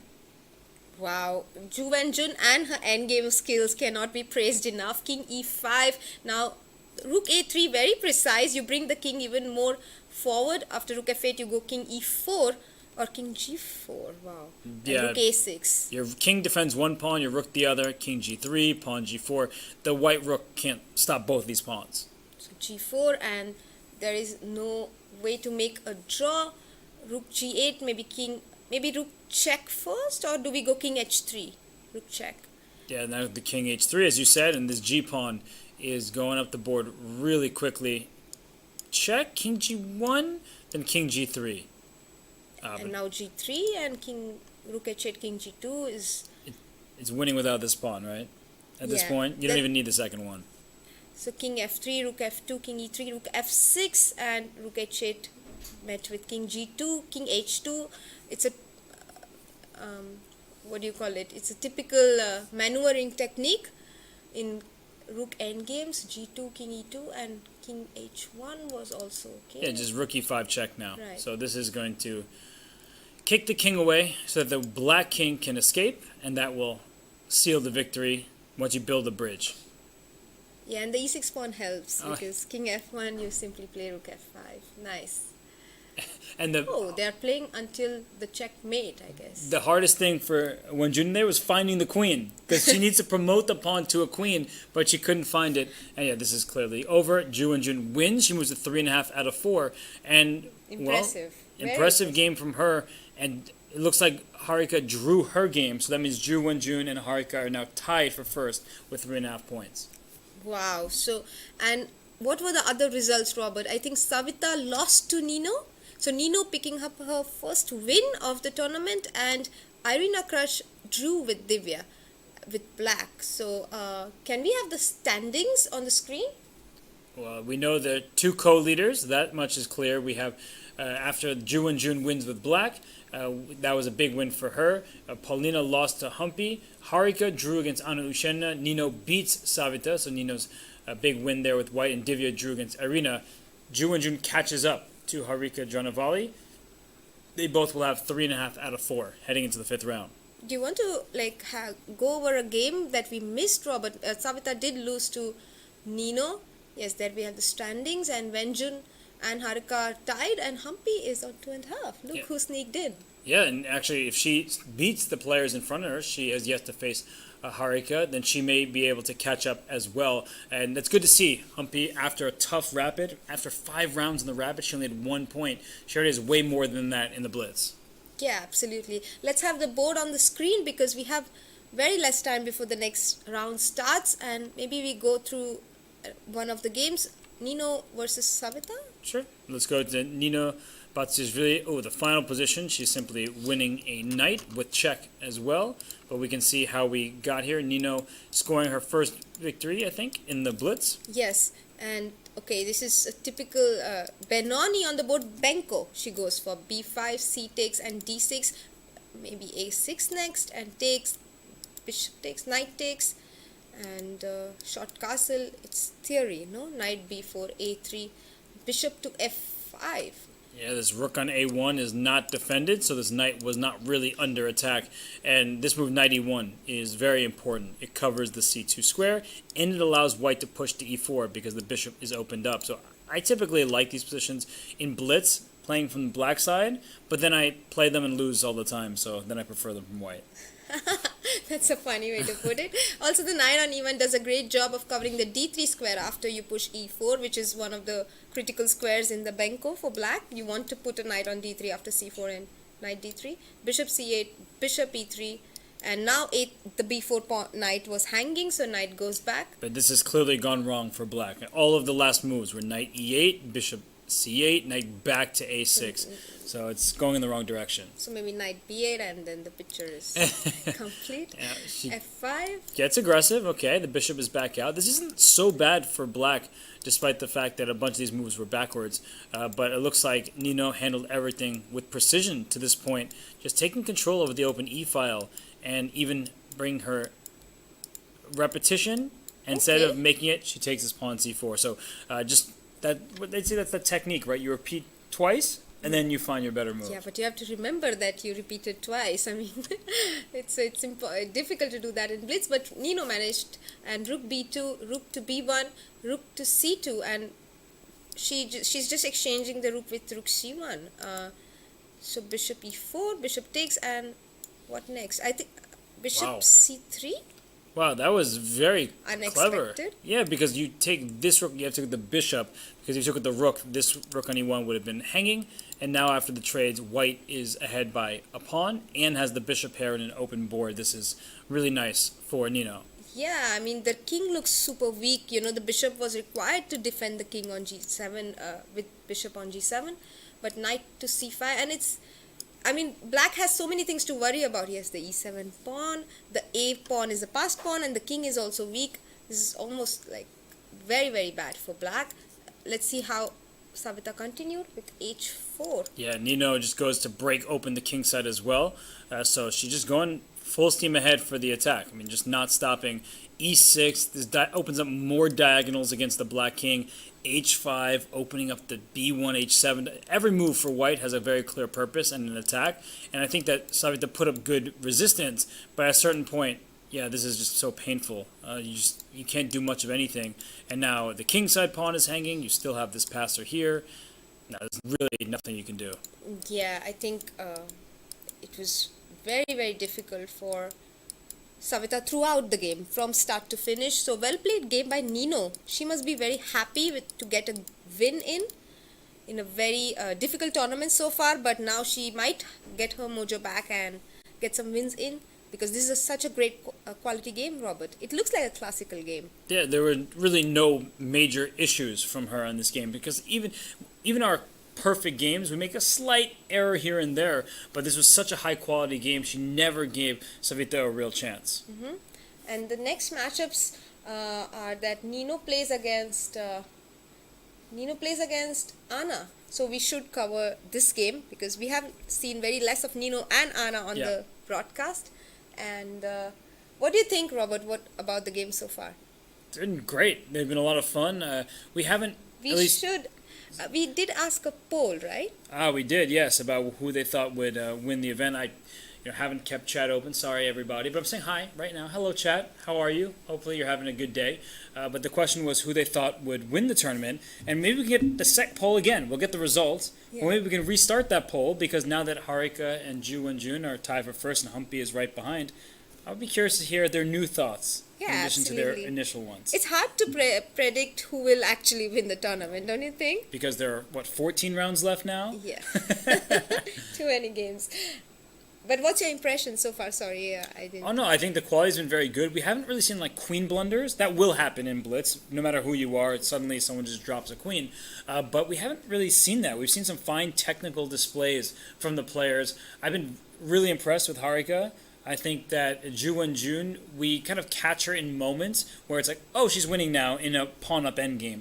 But she just continues to impress. And I think the fact that we're not surprised by her wins just goes to show how strong she is. Yeah, she's playing with such great class. I mean, even in the rapid, so professional, as we mentioned, making a draw per day and winning 2 games. And here as well, she's always in the race.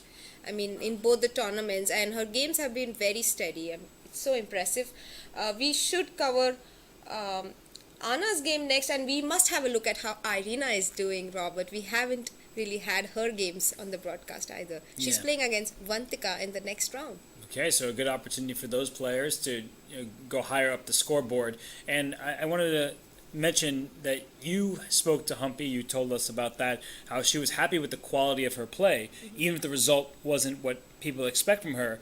Her quality's been very good. We just saw a nice game from her beating Paulina. So I think that Humpy 2.5 out of 4. It's early stages in the Blitz, but I like the way she's handling herself in her games. Absolutely. I think lots of people like from the outside only focus on the results, but I think for chess players it's not only about the results, it's also about how you play the game. You have a feeling about your tournament apart from the results, and so I'm happy that Humpy was not too upset about her rapid and she can give her best in the Blitz. Yeah, I used to ask this question, but then I stopped because everyone had the same answer.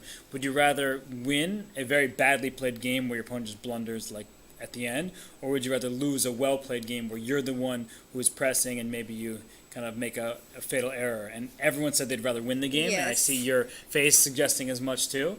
But I never get satisfaction from winning bad games. But the disappointment that you get from losing a great game is far too much to handle.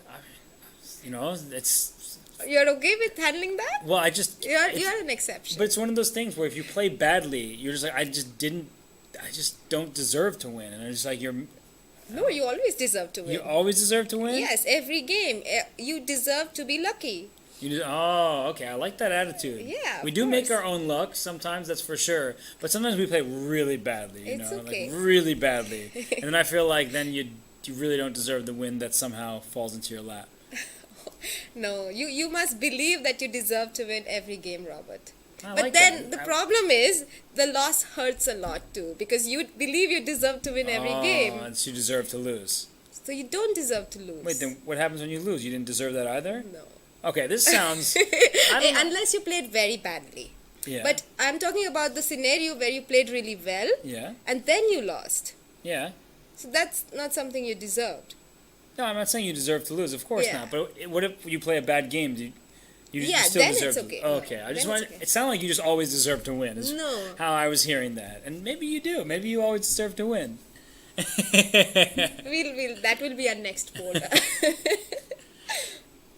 So you said So for I the think the games have not yet begun, Robert. no, it started probably just right 4:20? now. Yeah, they're Yeah. about to begin, and yeah, we see the first moves are being made by the players there. The game started every 20 minutes, so it's consistent. The first game started at 3 p.m. local. The fourth started at 4 p.m. and the seventh will start at 5 p.m. It's easy to keep track. So we have kickoff, but we haven't got the live transmission yet. We have Anna playing against Nino. Yes, we have the boards. So can we have the board on the screen? Right, and it's a Catalan. Surprise, surprise.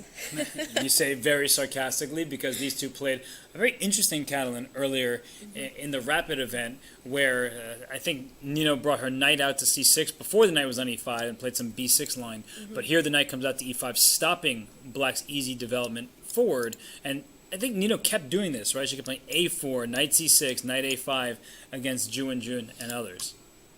Yeah, I'm looking at the crowd. I mean, yeah, I know you mentioned it earlier, but I just feel so good to see so many spectators in here today. And in fact, I had many questions coming in from some people on social media if they can actually come and watch the tournament.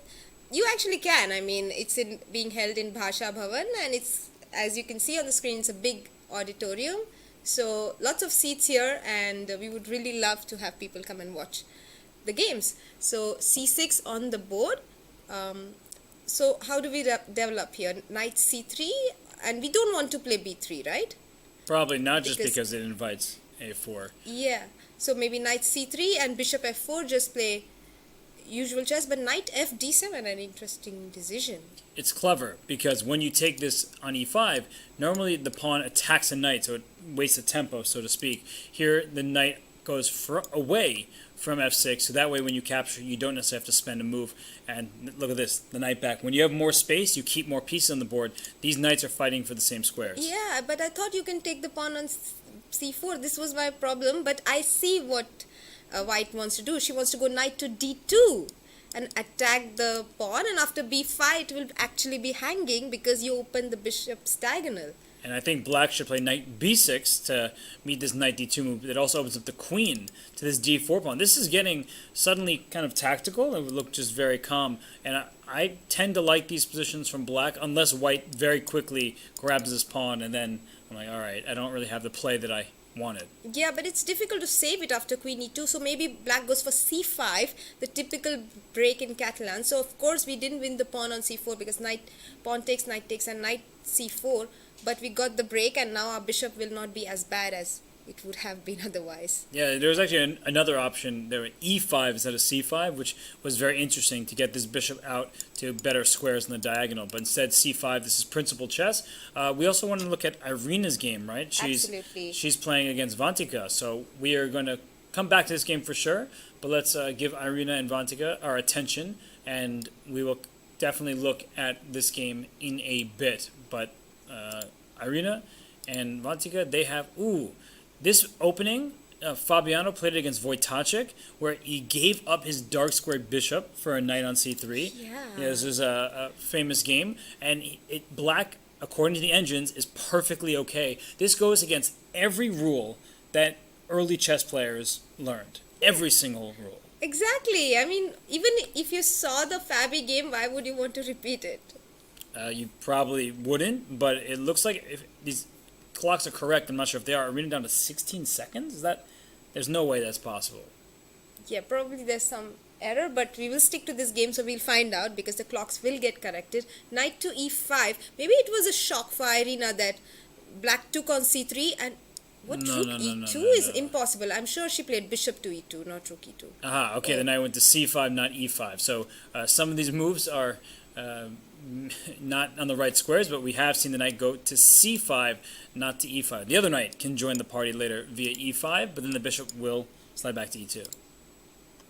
And the game has changed so quickly. Oh, she took on c5, pawn takes, and now queen c3, I get it now, and rook e6, and maybe, but knight f3 is always in the air, no? Yeah, you can always take on f3, but that helps white, I believe, because trading queens makes her problems not so severe. And also, you want this knight on d4.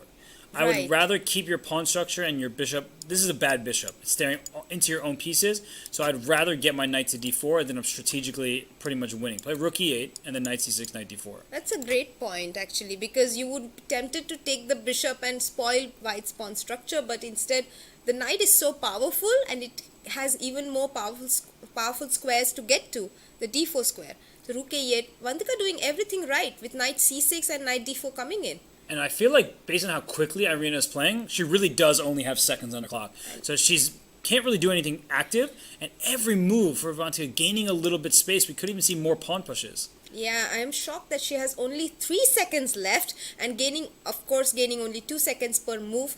This could be Vantika's first win. Game Queen over. h2 and game over. Threatens mate, and Irina extends her hand. Vantika with a crushing victory.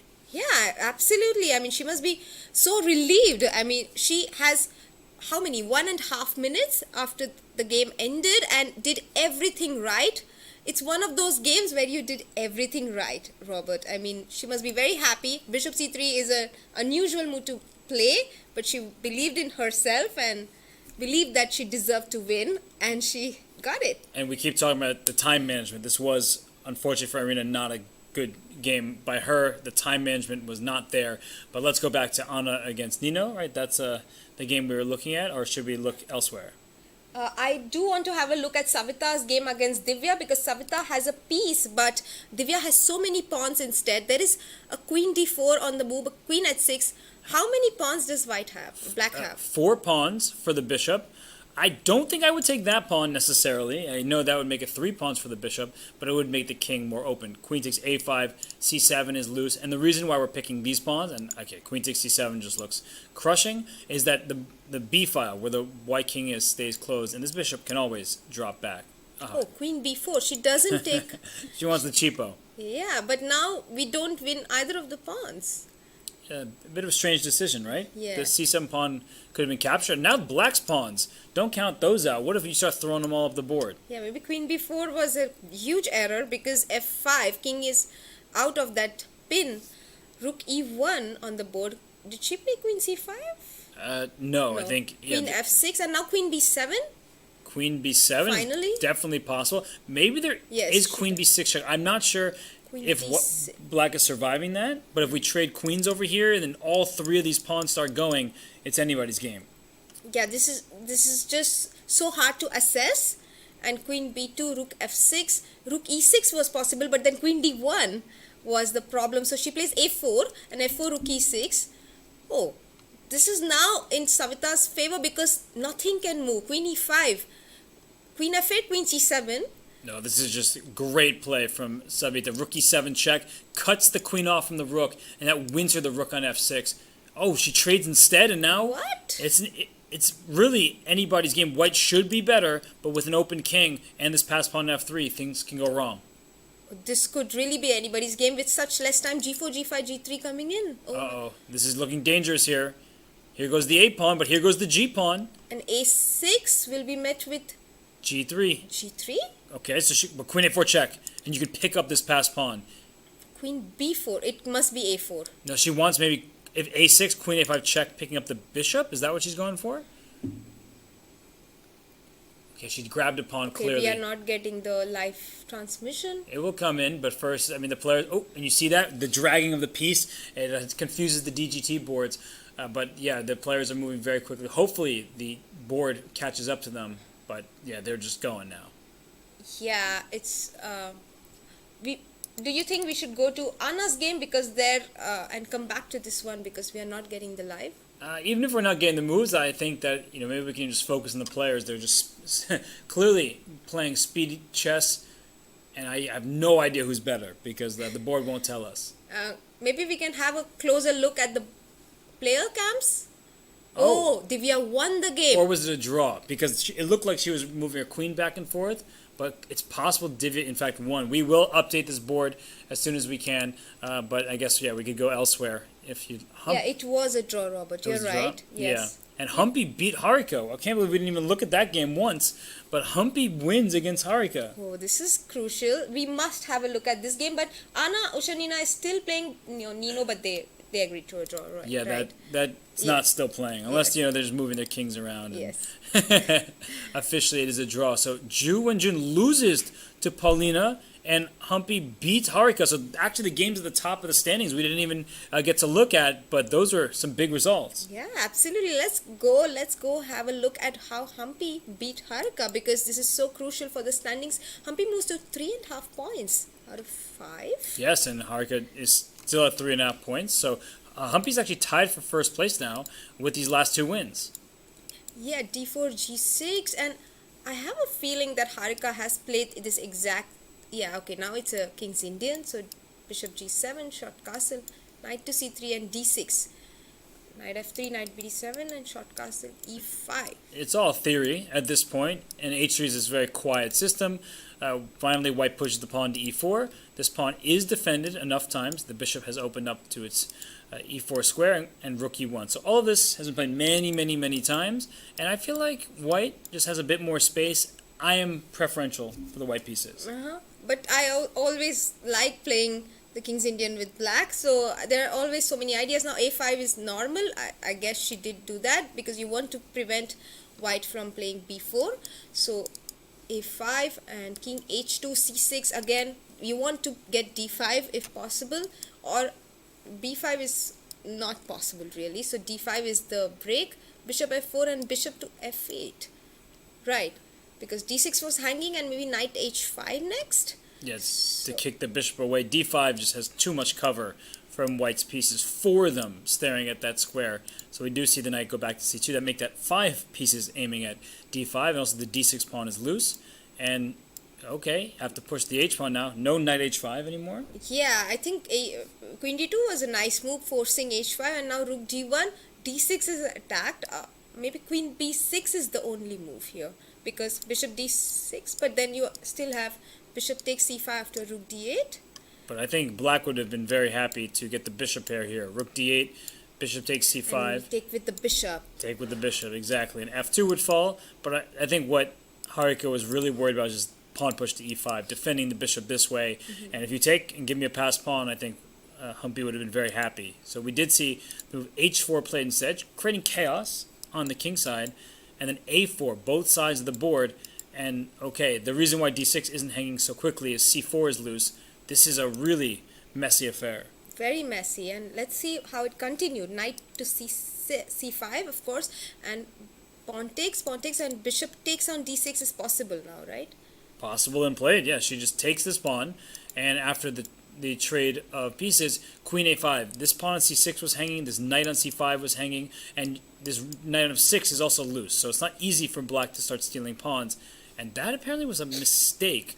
Because you can take on c3, and then if I take on f6, you take on c2, but then I still take on c5. So why is it a mistake? That's exactly what happened, but maybe there was some kind of rook d8 almost traps the queen. It does have the c6 square, so this is hard to recognize of why this is a mistake, but it looks like after queen takes c3, if you take on c5 over here, you take on d1, right, and the rook is loose, so you can't take the knight. That is a very distant plan. Right, and it also depends on how much time black had. Black did have a lot of time here. Can you see the time here, Robert? Is this the time in the end of the game? I think that was the time at the moment she played it, so she did have plenty of time. But even still, it takes there's so many possibilities in a game of chess that it can hardly falter. And maybe she was playing to flag Humpy, but clearly that didn't work. Yeah, that can backfire sometimes. Rook a8 now. Wow, so rook e6 is possible, and then queen e7. Oops. And Humpy found it. So in her own time trouble, she did not have much time. If pawn takes e6, queen e7, that is checkmate by force. The rook is also loose, even if you could stop the checkmate somehow with your queen. You can't. That would be game over. So it's a free piece, and I think from there it was a smooth conversion for Humpy, just making sure that she doesn't get in any trouble, pushing her pawns up the board, and okay, that's a nice checkmate at the end. As an instant replay, rook d4, queen g3 check, hoping that after rook takes, you would take here, and maybe we have some chances to make a draw, but no chance after this direct checkmate on g7. Yeah, fantastic game by Humpy. She made only one mistake somewhere around the point of queen a5, and Harika had that one chance, but she let it slip, and then she had absolutely no chance to come back. And that's the nature of Blitz. If you don't make the most of your one chance, you may not get a second against such a strong player. And while we have a few more minutes remaining, I think we should look how Polina Shuvalova did beat Women's World Champion Wenjun. And, wow, black won in this position. There must have been more moves because it says O-1. Maybe it was a loss on time. We'll have to get confirmation of it. But this position is anybody's game, and actually this is checkmate and one threatened, but it was black's move. She probably lost on time. That's the only explanation, because you can always move the bishop. Right. So black won. So it's black's turn and black won, which means probably it was a win on the clock, I would imagine, because this is just... Yeah. We'll have to maybe ask and get confirmation, because yeah, this is another one of those games like when Humpy lost to Vantika. It seemed that the position was just normal and a fight. And here is one of those, and that's what happens in Blitz chess. Sometimes you don't hit your clock by the time the final seconds tick away, and you lose on time. But good result for Polina. Meanwhile, we do have these are the results on the screen. Divya drew a very difficult game against Savita Shri. Nino Batsiashvili also drew against Anna. We didn't get to look at that game at all. Humpy won against Harika, the top two Indian players fighting it out there in a very complicated King's Indian game. Wenjun lost to Polina, not yet sure if it was on time or not. Irina Krush also lost to Vantika, so Vantika getting her first win. Yeah, we saw that game with the queen coming into h2 at the end, and for Vantika just the lead on the clock and the dark square control. But we have a three-way tie, and I think fans will be very happy to see the name at the top. Wow. Humpy Koneru in first place tie with Harika and Wenjun 3.5 points. And Polina, we should never count her out. She's in striking distance with 3 out of 5 after beating Wenjun. Yeah, this is exactly what the fans might have expected before the rapid event started, but now they get to see it in the Blitz.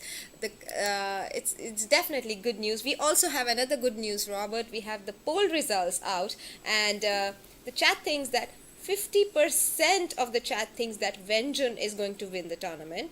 26%. Okay, first let's get to Harika. 16% thinks that Harika is going to win, 7% thinks Humpy, and 26% of the chat thinks someone else.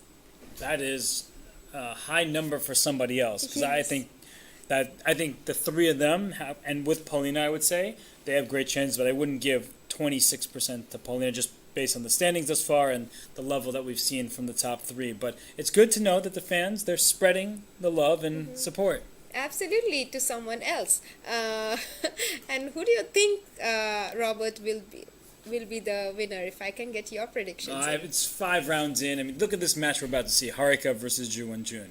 The winner of this game, if there is one, that could allow them to separate themselves from each other because they are tied for first heading into the round. Humpy just played a really nice game against Harika. There was that one moment that's always going to happen in chess where we can criticize that, but Harika had an advantage on move 22, for one turn, and it was hard to figure out. So I think that for Harika, this is a big rebound game. Same thing with Wenjun. That's her first loss of the entire event. She's the only person who had not lost a game. She lost 0 in the rapid, but she just lost the Blitz game. Exactly, and we still haven't got confirmation yet about how that loss happened. So it's probably on time, but she looks like such a composed person, Robert. I see her in the hotel as well sometimes, and she's so calm and quiet and doing her own thing. She's one of those players you're sure will bounce back.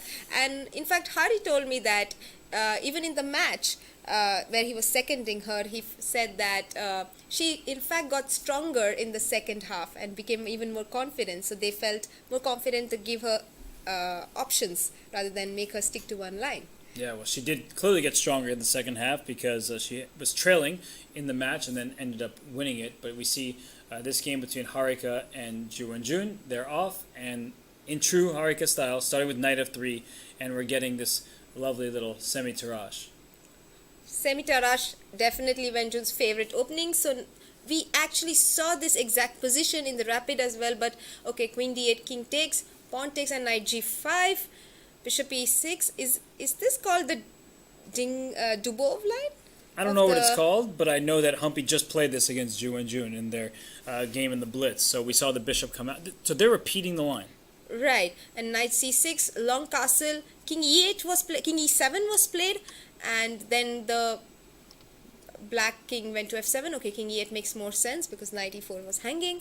So bishop f6, pawn takes, knight e4 was the game in Wenjun versus Humpy, right? Yeah, though the king was on e7 there, so it's slight differences in these positions. Actually, that king then ended up going to f7 after that, but Harika slowing down for the first time all game, and Wenjun has 11 seconds more than she started with. Right, bishop b5. Maybe this is the difference, that when the king is on e8, you can actually pin the knight and worsen pawns, the black's pawn structure even further. With bishop c6, so rook c8, you don't want to take on c6 with the pawn. So rook e1 with tempo, and now you don't even need to take on f6. You can simply take on e4 with the knight and enjoy a great pawn structure. Yeah, big difference. If you can take on e4 without giving up your dark square bishop, you're very, very happy to try to exert pressure against e6 later in the game with your light square bishop. Okay, that's great news for Harika fans, because it seems like she will have a small advantage in the end game. Bishop takes, rook, she takes on c6. That's surprising. Okay, so they actually reached a similar end game in Humpy Wenjun as well, except for they had the light squared bishop on the board. Yeah, that was a surprising decision for sure, giving up your bishop's advantage. Not only black has a bishop, but these pawns are a little looser. So that's what Harika is going for. Her rook is active on e4. Her rook's on an open file on the d line. So she does have chances, but I think Wenjun has seen the worst go by. Yeah, absolutely. We also should look at some other games before we come back to this one again. Do we look at Anna's game against Savita Shri? Anna is playing black. Okay, let's look at that game. So Savita with the white pieces. And, we have a double pawns in the center for Anna here. But this is usually good news for Sicilian players because that means their bishop has more scope instead of sitting behind a pawn on d6. Right, the e5 pawn actually controls the d4 square, so the knight cannot come back to the center, and the e6 pawn controls the d5 square. So black has a free hand to go on with their own plans. What does black play here? A6, b5? There are many options for black. I would start probably by bringing my rook towards the center. Eventually, I'll likely bring my queen out from the b8 square. But white might try to strike with c5. So white wants to gain space. I love for black that f4 is not available. With a pawn on d6, white gets a possibility to attack on the king side. Here you don't really want to play f4 because black will take and isolate the e4 pawn. So I think that queen c7 makes perfect sense as a starting move. Bishop c6, rook to d8. These types of maneuvers are very commonplace. Right, and bishop to c3. It looks like Savita is not feeling the position yet. Bishop to c3 I don't really understand because you were mentioning c5 and you don't want to put a piece on the c file. So b6 played, she's preventing c5, maybe rook to d1, and Savita will continue playing the position normally and wait for black to reveal her cards. She did go rook d1, so you called it, and a bishop c6 from black. I think at some point white's just going to play f4 because of a lack of options. You just need to gain some activity for your pieces. This is a very bad bishop, and also this knight can sometimes wrap around to a square like c5, but I think Anna's handling everything perfectly thus far. I honestly want to reroute my knight to f3 with d2 and f3 because I don't like what its placement on b3 right now. It's doing nothing, Robert, and it cannot even go to d4. I think knight d2 was good, but I just had the sense that she was setting it up for f4. When she went king h1, she's putting her king tucked away. If pawn takes e5 is the plan, open this bishop up for an attack, open the rook on the f-file. I think it's a good decision for Blitz, especially because Anna's clock is down to 50 seconds. It might be dangerous. E takes e5 and knight d7, so she doesn't take on f4. Yeah, prudent choice. Knight d7. Pawn takes will be met with knight e5, very conveniently post on e5. But maybe white does take because we also get the d4 square. She goes queen g4, maybe rook f3, rook g3. A rook lift is in the cards. Yeah, why not? Go for a checkmating attack. It seems available. ef4 is a huge blunder here. Checkmating, allowing checkmate on g7. We have to be careful. Maybe bishop f6 is also another wise move here, just keeping g7 defended. Although I might be tempted to play f5 and just try to break open the king side in this manner. And I also liked your idea at some point of bringing this knight back towards the king side. So Anna now down to about 20 seconds, and her clock is ticking.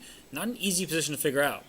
It's very difficult to be black here. She plays bishop f6, f5. So now e6 pawn is attacked. You take on f5 and then what? You take with the rook? Yes. Yeah, I'm bringing all my pieces to the party.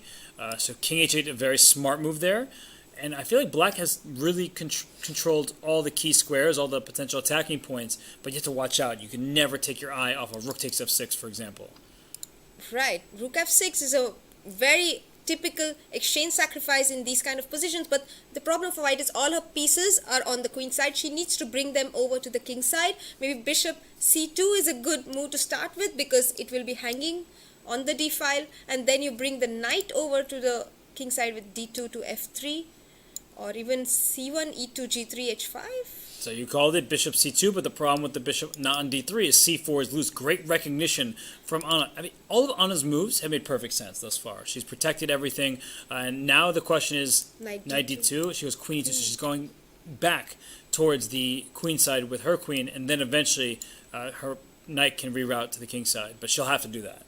Yeah, she didn't want to allow knight c5, but she has to do that, as you mentioned. And bishop to d3.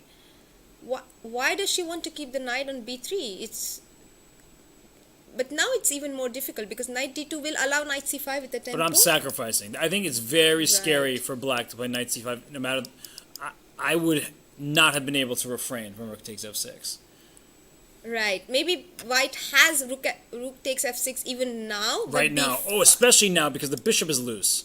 Oh, I'm taking on f6 twice. This, I think, should end the game because there's no way with 7 seconds on your clock black will defend her king. But then can I take on c4 first? Rook f6, pawn takes c4, but cb5 played. And rook f d8 and queen c3 next. Rook f6 was required, Robert. Yeah, rook f6 looked so tempting. And how does she save queen c4 maybe now? To stop this queen takes c3 business? She finds it. But bishop b5 and... Bishop b5, and what next? Queen takes, queen c3, knight c4. How did we get a positional game? Like, black has this horrible bishop, and queen b7, what a find there by Savita. That was really good spot, queen takes f7, with rook takes f6 to follow. This is lost after rook f6. Rook f6 and resigns. Just take, and then take. Knight You can e5. bring more pieces to the party. Queen e6 is perfectly good. Now, she She repeated twice, yeah? knight d6. d6. It's Okay. should probably be good enough because knight f7 check. Yeah, knight And f7. knight f7. That's winning. Because knight takes d8 is check, and you protect your queen. White is up a piece, and Anna will just play out these moves. But what a game from Savita there. Great game. She's showing so much control in her blitz games this tournament. Rook e5, king f6, rook to e2, and this is definitely winning for white.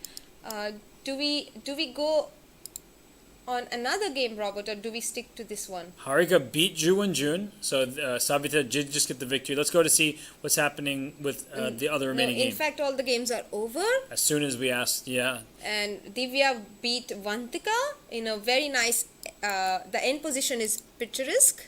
Oh, Again, the same last move, queen h8. yes. With the same, yeah, Same. absolutely. So, this is 2-0 for Divya against Vantika in Kolkata this year. We must go through this one.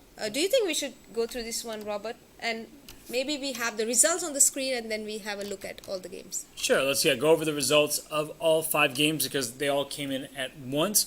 We did watch Savita win a nice game there against Anna Ushenina, but there were many decisive results. So if we could show everybody who just won their game, and I think we have a new individual leader, someone who was leading earlier in the event. She's back to first place. Yeah.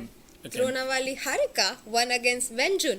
Did we have a look at that game, Robert? No, we we're missing. We have to miss some games. We can't catch every single one. It's unfortunate because they're 2 of the best players on the planet. But I guess we can look at the results after this if we want. But if you want to start through this game, it was a calm opening from Divya. No Chompovsky, a b4. So she's playing So calm. playing these fun lines to get advanced pawns.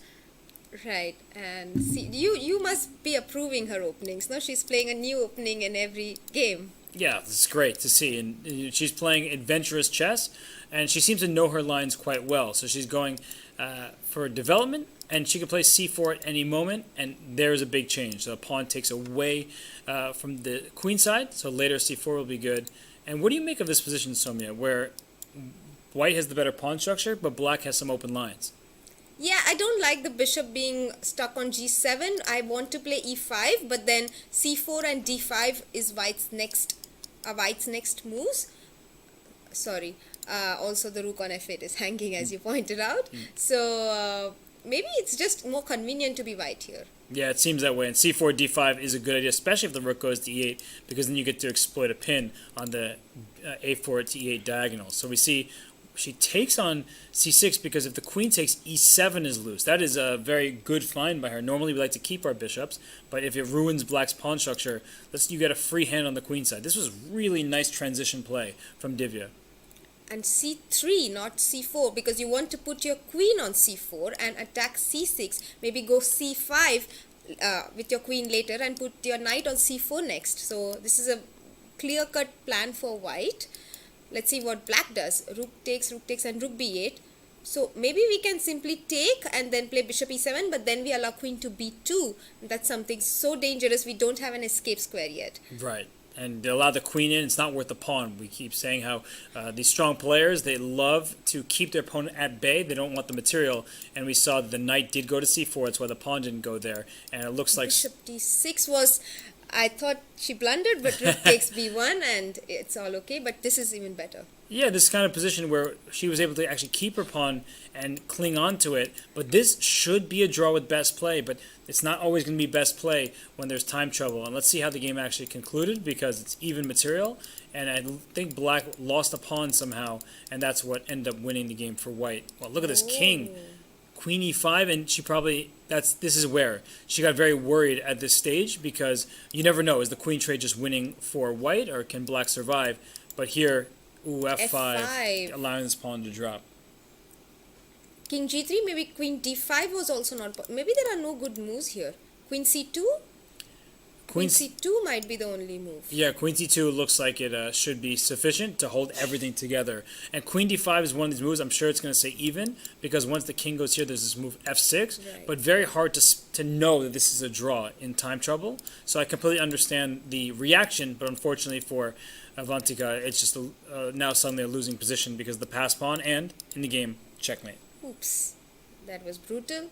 And great for Divya, not much for Vantika. There have been 4 1-0s in this round, Robert. 4 games with 1-0. Only Humpy draw against Nino in a completely complicated position.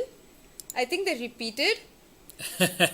Yeah, this is a complicated position, and they were repeating moves, it would seem. So the queen went back and forth, and so they made a draw in this manner. And the eval bar says about equal. Let's just look at the final positions before we get the results here. Ooh, Harika with a crushing victory in the end, up a piece against Wenjun. Maybe we can look at this game later. And last but certainly not least, Polina beat Irina. Oh, this is just a ton of extra material for white. Absolutely. This is... again, Irina is having a tough tournament so far. How many points is she on? I think let's just have a look at the standings if we have them. Yeah, and Paulina up to 4 points with that win. So Paulina's doing great, and Irina is struggling. So, yeah, why don't we look at some of the results that we've had? That would be excellent just to show everybody that there we see Divya won against Vantika. We just looked at that. Paulina, we saw the final position against Irina. Harika wins with white. Huge game, huge win over Wenjun. Nino and Humpy, they drew a complicated game. And last but certainly not least, Savita Sri wins with white against Anna Ushenna. We did focus on that game. And as we see the standings, Harika in clear first, Humpy and Paulina in a tie for second and third. Wenjun drops to 3.5 points. She loses not just 1, but 2 games in a row. Right. And yeah, I mean, Wenjun must be suffering, I guess. 2 losses in a row is hard to take, but Irina even more with 1.5 points. She needs to get going. And Harika, of course, is having a great tournament so far. It's so nice to see. I mean, sure, the Indian fans. Let's hear from the chat. Come on. Let us know, how do you feel about Harika in first place? I'm sure they're going to go crazy in support for her. She was never near the top in the rapid. She ended up in 4th place with an even 4.5 out of 9. But I want to see the support for Harika here, which is, let's hear the fans' thoughts and hear their support. And there's fans live in the auditorium. They can't cheer during the games, but I'm sure they want to. There is a lot of support in the chat. You're right, Robert. Let's go, Harika. Oh, there is Rakesh in the chat who says, let's go. And Anita as well. Anita. And there are, yes, I think there is a lot of support for Harika in the chat. I'm going through it. Someone questioned Wenjun's loss. Yes, Wenjun did lose on time. We did get confirmation from the arbiters, so that was unfortunate. And of course, this game as well, this is the 7th round, so she's playing Nino, but in the 6th round she lost to Harika, but right. We did not go through the game. We just saw the end of that game. In the few minutes before the next round, we can look at it. That might be nice for the viewers. We saw the opening stage, and actually we left off just 17 moves into the game. So this is where we stopped looking, and I guess Harika was able to outplay her world champion opponent in the end game by carving out the light squares. A very good plan. And look at this play. I'm sure it was magnificent technique.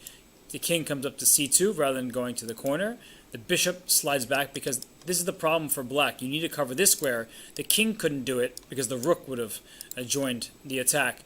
And now black is in a passive position. And look at the full board awareness. Rook g4, rook b4. Yeah, Harika, even in her game against Divya, she was very alert with her rooks, and here as well. So she is come with so much concentration, which is the most important thing, especially in Blitz, right? Like, blunders are a result of lack of concentration, basically, and she seems to have got all her energy back.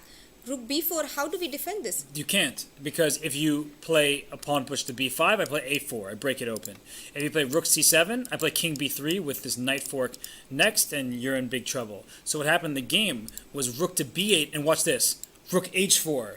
Wow. She went rook e4 to g4 to b4 to h4, and now she's won a pawn. This is really high-class stuff from Harika, and black is forced to defend very passively, but now white's already up a pawn and in a great position. Wenjun might have to rethink her opening choice in the next d4 game, because she has gotten into a lot of trouble in this one. Very passive for black.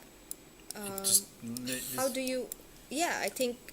Every move with purpose from Harika, just now going after the king side. And now h4, g5 even, and there is no... Wow, f6, that's beautiful. Yeah, not even taking back, just using this pin to her full advantage, winning a piece. So, we can't go through every single nuance in the game, but this is a really nice one-sided win from Harika.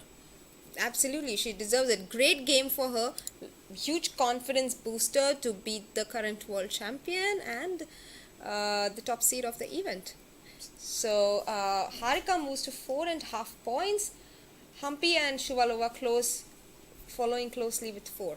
Yes, so as we get ready for the 7th round, it's about to start in a couple minutes here.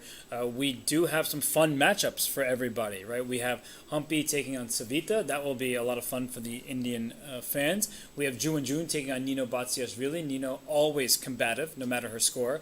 Anna Ushanina takes on Divya Deshmukh. Anna just lost, and Divya, she's probably starting to feel the rhythm. She beat Vantika in that game, so I think Divya with her 0-2 start, suddenly she's rebounded and is towards the middle of the pack. Yeah, it looks like she got her form back, and Divya is someone, Dad mentioned this, that she's someone who always stays in the present moment. She doesn't keep thinking about what happened so far. Even if she had a bad tournament, she moves on to the next one quickly, and I think that's really helps her come back in difficult tournaments as well. I remember in the Olympiad as well, she started very slowly, but she ended with a gold medal, her first one, of course. So she is someone who's great with comebacks. Let's stick to Harika's game this time, because we haven't been covering her game live so far. Yeah, she's playing Irina, and Irina is struggling in the Blitz. We saw Irina lose that game to Vantika, with that end result being a checkmate for black. So the games are starting. The players are making their first move. So let's lock in to the action that is unfolding in the playing hall. I love this view, by the way, because the fans, this is the fan view. They get to see all 5 boards on that big screen, and the players, if they are waiting for their opponent to move, they can quickly look to see the other results. And that was important yesterday when Divya and Wenjun were tied for first going into the last round of the Rapid. Yeah, she did mention she kept checking Wenjun's games, so this is so beautiful to watch. And can we also get the boards on the screen so that we can go through the moves? Yeah, I'm sure we'll get that up any moment now. But the players, they're set, they're focused, and this is the game between Harika with the black pieces and Irina with white. Oh, look at Harika's opening, Robert. She goes d4, g6, c4, bishop g7, knight c3, d6, e4, e5. So she's not yet developed the bishop and the knight on g8, and she is free to develop it to e7. Exactly, because black's big plan in these openings, in the King's Indian styles, but f5. With the knight f6, you have to move it away. It takes time. This is very smart play from Harika, and I don't think she's going to do it just yet, and maybe she won't do it at all. She's going to trade the dark square bishops, just like Vantika beat Irina using the dark squares. Maybe that's Harika's plan, not to play f5 and open up this bishop. Do you think in round-robin tournaments, players tend to target the player who is not performing well, and Harika knows she's, of course, in the lead, Irina in last place, so she will not give any chance for Irina to play a equal position. She'll keep attacking her. Yes, that does definitely happen. I mean, every player here is super strong. Some round robins, there's one player who kind of stands out lower rated. That's not the case in this field, but I think with Irina struggling and Harika in first place, if she's given the opportunity, she will definitely play for an advantage. But right now, it's so close. Not a single pawn has been traded. The only thing traded was the bishop for the knight on f3, and I think that neither side should complain too much. I'm only worried about Irina's clock. Right. She's already down to 1 minute 55 seconds. What could be black's ideas here? First of all, we do like a light square bishop as black, so we gave it up. It's not something to be very happy about, but instead we got a lot of moves. We got knight to c5, and pawn on h4, h5 Who's... Oh, bishop h6. I think trading the dark squared bishop is definitely in black's favor. For sure. So do you think white will play bishop b2 or bishop g5 or take on h6? I think if you played bishop b2 and I played g5, you're in huge trouble because your king is castled. Oh, here it comes. No, this is... For Blitz, I'm shocked. I'm actually shocked that Harika castled. Maybe she's just keeping it close and not playing really for a win just yet. But just to show that if you play g5 and pawn takes, bishop takes, h4 is coming, you can castle queenside later in the game. Your king is safe in the center. So I definitely would have been looking in that direction. I understand why she didn't. There is some risk to that for black as well. And she chooses the calmer approach. Yeah, but I love your suggestion with g5. If she had found it, she would have gone for it. But she probably just was thinking in a different direction. Short castle, and even this is quite good for black because bishop on h6 is on a better diagonal than on g7 where it was blocked behind its own pawns, and she can still think about g5, right, after king h7 and rook g8. It'll take a lot of work, but I think what I like best about black's position is not even on the board. I look at the clock again. I ran it down to about 40 seconds. That's a struggle for her. I mean, she's been getting too low on the clock. It is hard to make that transition from rapid chess to blitz in just one day. And the rapid chess is over 25 minutes. Here they're 3 minutes for the whole game plus the 2-second increment per move. And it does kind of look like it's Harika on the clock, so maybe there could be some relay lags, but yeah, queen e2 was played, and she still only has 47 seconds as white. Do you think that the players must have gotten a few blitz games on chess.com last night as a preparation? I think it would be helpful to play some blitz just to warm up. Magnus talks about that, where even if he's playing a classical event, if he feels like he had a bad game, he just tries to get it out of his system.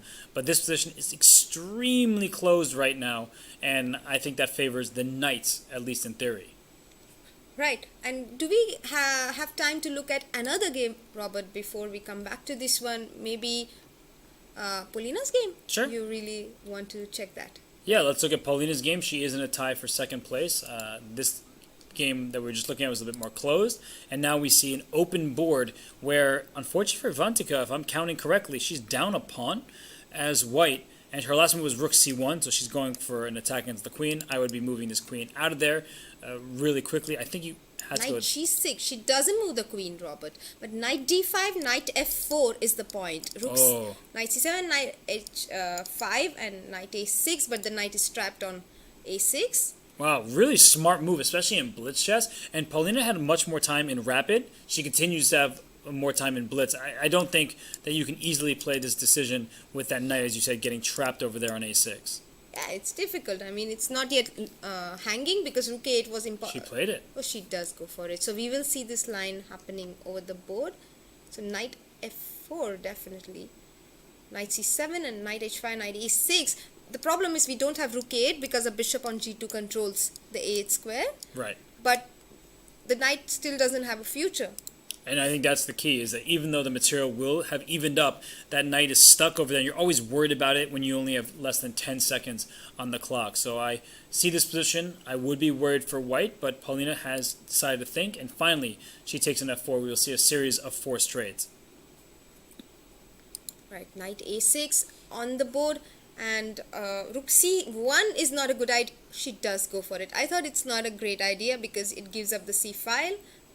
Because now the knight can come back, but I realized that now the rook was hanging on c1 after rook c8. So knight c7 was not possible. Right. And rook c2, what does the rook do on c2? I was thinking rook c3 maybe, so that knight c7, knight b5. She goes rook c6. That's what I was expecting, because this b6 pawn is now under attack. But I think that black can just give up this pawn and go rook d2. I know it looks risky, but at least you're getting ambitious. She did go bishop e5, same idea. In fact, a better square. But I love bishop f3. I love the patience. Yeah, bishop f3, and now maybe rook d1 first. Oh, knight g4. Paulina creating a lot of threats against white's king. If we take on g4, h takes. Our e2 pawn is then weak after rook d2. King f1 will be... No, maybe e3 is better than king f1, right? Yeah, e3 though, then when I take, I'll play bishop c3, bishop e1. That's why she's keeping this pawn on e2, to stop the rook from gaining access over to f2. So this should be, with best play, a draw, but 7 seconds for white. That makes it very difficult. Quickly going to look to see. It looks like Divya won with black against Anu Uchenna. So Divya is in great shape suddenly after losing her first 2 games. Wow, that's fantastic for Divya. 3 out of 3 in the 4 out of 4.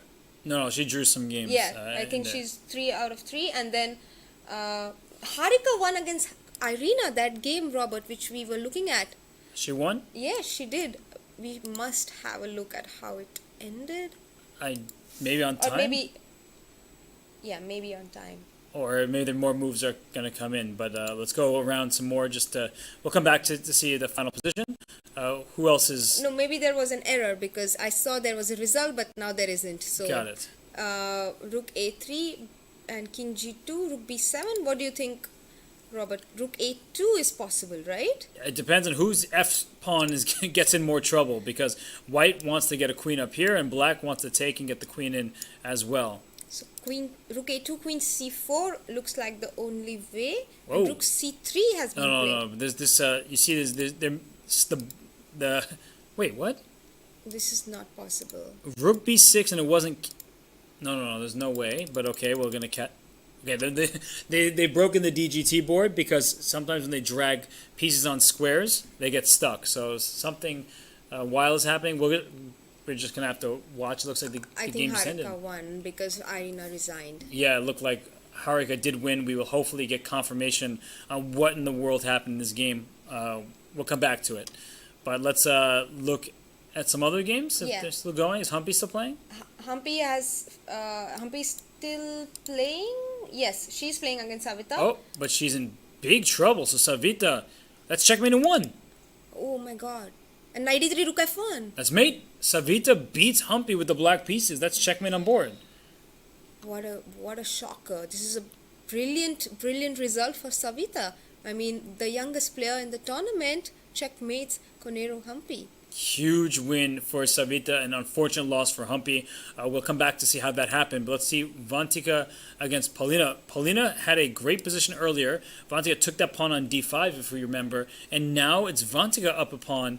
If she can hold steady on the clock, which has been an issue for her in some games, then she has an outside pass that's very dangerous. Yeah, I mean, h6, rook h1, h7 anyway, because rook h7 meets with knight f6 check. Looks like a great opportunity for... looks like her rook has moved. We are struggling, and for being honest, it seems like the DGT boards are not catching up to the players' moves. Oh, and you see that? She dragged a piece and moved it. That sometimes confuses the board too. Wow. The moves are in. We see the game, and it looks like Vantika bringing her king up and trying to get the knight involved. G6. This looks like winning for white completely because the king is much further away. But king f6 and then king rook f6, rook h6. h6, exactly. So she's able to get her king up in time, and she has an extra pawn here. But is this easy? Rook because a8, rook king a8. f6. That was a missed opportunity. She had. Oh, that's really hard to see in time trouble. But she had one move there that won the game. Right, and I think this now is probably a draw because king g4, rook g2, and we will never allow you to play f5. And you can even just take this pawn now. Actually, you can take this pawn. Yeah, when the king was on f3, you couldn't, but now you can. So this is what Paulina has realized, that this actually is just a draw if she doesn't take the pawn. But she allowed f5. That's surprising that she did not take on h7 now. I think she just knows it's a draw, that there's no way forward for white. It's very frustrating. And if your king could get up to... Okay, now it's up to f6, but rook takes g6 is a draw. Oh, she goes for the long side. Still a draw, but rook takes g6 would have been a forced draw as well. Yeah, okay. And rook a1, rook g2, and... Okay, but okay, rook a7. I have lost a similar endgame. I just had a pawn on a5, and that's why it made things worse. But still, it is possible to blunder in this endgame as well. But I think she knows her endgames well. Yeah, King they're just e5. repeating moves, going around and around. But this king is not making any progress. In fact, that's a draw by repetition. So look at Paulina. She realizes it, and she tries to claim Claims it. a draw, yeah. Yes, she's correct. That this has been played multiple times. So. Wow, so we have a draw claim. The first time an arbiter has been called to the board in this tournament. And while they figure that out, I just want to point out there was that one moment it looked like where white is winning, and it was right here. If rook a8 was played, the problem for black is you have to take this check comes into play. The king is forced to the 7th rank, and then when the rooks are traded over here, white wins because the king is out in front of the pawn, helping usher it to the other side. This is very instructive, and if she had more time, she might have found it, but with less time, it's hard to see that this is the moment where rook a8 works. And rook a6, I think a draw will be declared by the arbiters.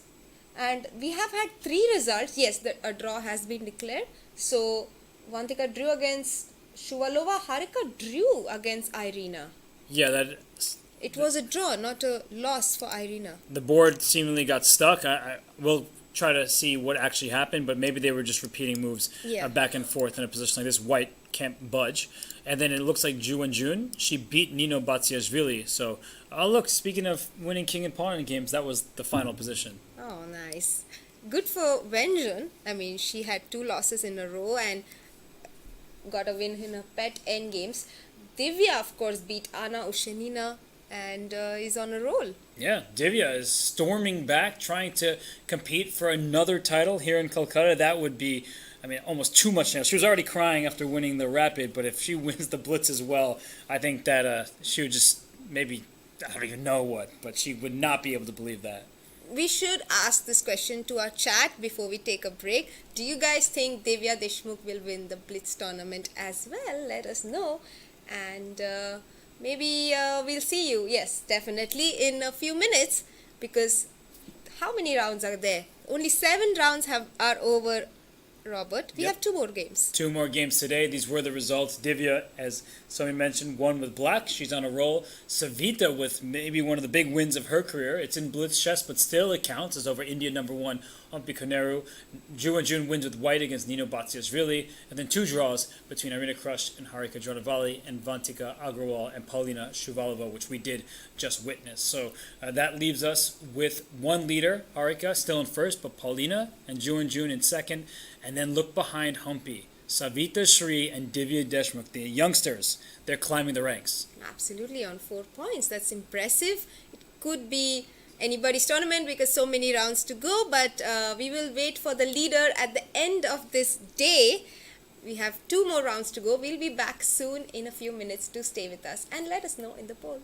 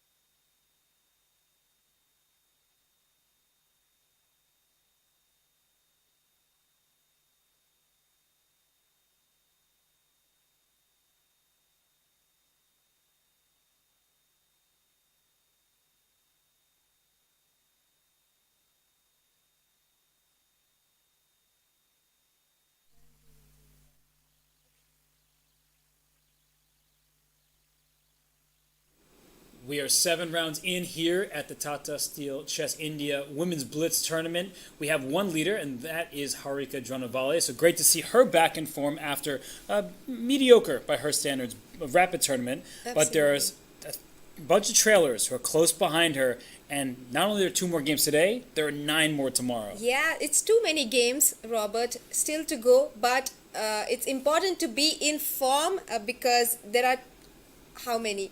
9 and 11 games to go, but Harika is in full form right now, so anybody who wants to catch up with her needs to beat her. Harika playing against Vantika and Wenjun playing against Savita Shri, who had a memorable game in the last round against Humpy. Huge win for Savita. It's great to see her perform so well. Thus far, 4 points out of 7 games. And Paulina Shuvalova, she'll make her mark on this field. She's trying to climb into first place. She plays black against the CEO, Divya Deshmukh. Oh, that's a matchup we are going to see in many years to come because both of them are almost from the same age group. A rivalry building up there. Let's go to Paulina and Divya's board. They have started with d4, knight f6, knight f3, d5 on the board, and Divya goes for her pet, another one of her surprise openings, the London system, which she often employs. It's funny because I feel like it's hard to surprise Paulina. Paulina seems to be a chess player who is happy to play any opening. Doesn't matter what it is. But look at this line. This is a variation where she clings onto this extra pawn. So if the move a5 happens, we just see that. White plays bishop to b5. This can be very difficult to handle in blitz chess, and the reason why is white is a pawn ahead, and black needs to prove that compensation. Absolutely, and bishop b5. Can we take on b4, or do we take our knight out of the pin first and then threaten to take on b4? She answered the question. I didn't have it, so I'm glad she moved so quickly. I do think that oftentimes you take and bring your queen up to d4, which protects this pawn over here on b4. Also stops the bishop's development because the g7 pawn is in the queen's sight. So a move like queen d4 is possible. I'm not sure if you would ever take on g7. It looks too risky, but queen d4, knight e5, take those dark squares. But now isn't queen f6 possible with g3 being met with a into b4 and the rook on a1 is hanging? Oops, after cb. Right, this pawn is loose over here, so maybe queen d4 anyway after Right. queen f6. Not really ideal. I don't think I want to trade queens that badly, but I'm up a pawn. Yeah, of course. I mean, you're up a pawn and you would have a great pawn structure as well after queen takes, knight takes, and maybe b5 if the bishop stays on c6. So, Paulina taking her time, she goes for bishop e7 and knight to d2. So now white managed to maintain her extra pawn. I think these types of positions are so difficult in blitz chess for black. It's an extra pawn. This knight can go out to b3, this knight to e5. White just takes all these dark squares, and this bishop, it's staring, even if it goes to b5, into thin air once the rook slides away. I love white's position here. Should we quickly take a look at some of our other games? Definitely, Harika is leading the tournament. We should have a look at how she's doing against Vantika Agarwal. Harika with the white pieces. And she's opened with her Reti, pet Reti, and the knight is on c7, b4 by Harika. It's hard to wrap my head around. It's even material, so it would seem. b4 is going to be captured next. This rook likely to slide over to b1 at any moment. Do you like the bishop pair here, or do you feel like Harika is playing energetically on the queen side, so you like white? I'm not sure because I don't mind black's position either. I mean, what is wrong with black's position? Absolutely nothing. The knight will come to c5, defend b7, then the bishop can be happily developed to d7 and brought to c6, or try for d5, open up the position because you have a bishop pair. But maybe, now I see the point, the d4 pawn will be hanging, once we take on c5 with the knight. So maybe this is one problem in the endgames, but anyway, queen was brought back to d2 and there is no endgame on the board. No endgame, playing some fighting chess here. And for black, one of the big questions is, what's your plan? Do you go f5, or does that make this bishop on g2 a little bit too happy? It's ambitious chess. I think your idea of bishop b7, bishop c6 to start with, keep your pawn on b7 safe and sound. But I just worry a little bit that if black doesn't do anything, white has some easy moves like a rook to b6, maybe knight b4, or knight c1 to b3. This queen might get trapped. Yeah, it's running out of some squares. Especially after e5. Like your plan with rook b6. Imagine rook b6, bishop c6, knight c1, knight b3, and the queen is trapped. So, oops. But she doesn't go bishop c6. She goes knight to b4, exchanging some pieces. But that's good for black, no? She's like, now the queen has no problems. Okay, now knight c1 actually is pretty strong, but we have queen a7 anyway. There's also knight c1, bishop h6 that we have to keep an eye out because the rook on b4 is loose. So a move like bishop h6 is a creative way of causing white some problems. Maybe we see the line happening, Robert, on the board. Bishop h6, nice move there. Let's see if she spots it because it's easy to overlook that, and she does because you're not looking in that direction. Bishop h6 is almost never a good move. It's a free piece, but that rook on b4 didn't have a defender. Now suddenly you see white advancing. It can be a bit scary. And queen b8 would be terrible to play because a6, I guess. Oh, I like that move though. That bishop's been bad. Let's bring it to d8 and get this rook out of here. So at long last, the bishop plays in this game. And now the rook will have some problems on b6. Do we... Oh, she ignores it. She simply goes h4. And does she want to bring bishop h3 and maybe king h2, rook g1 in the future and go g4?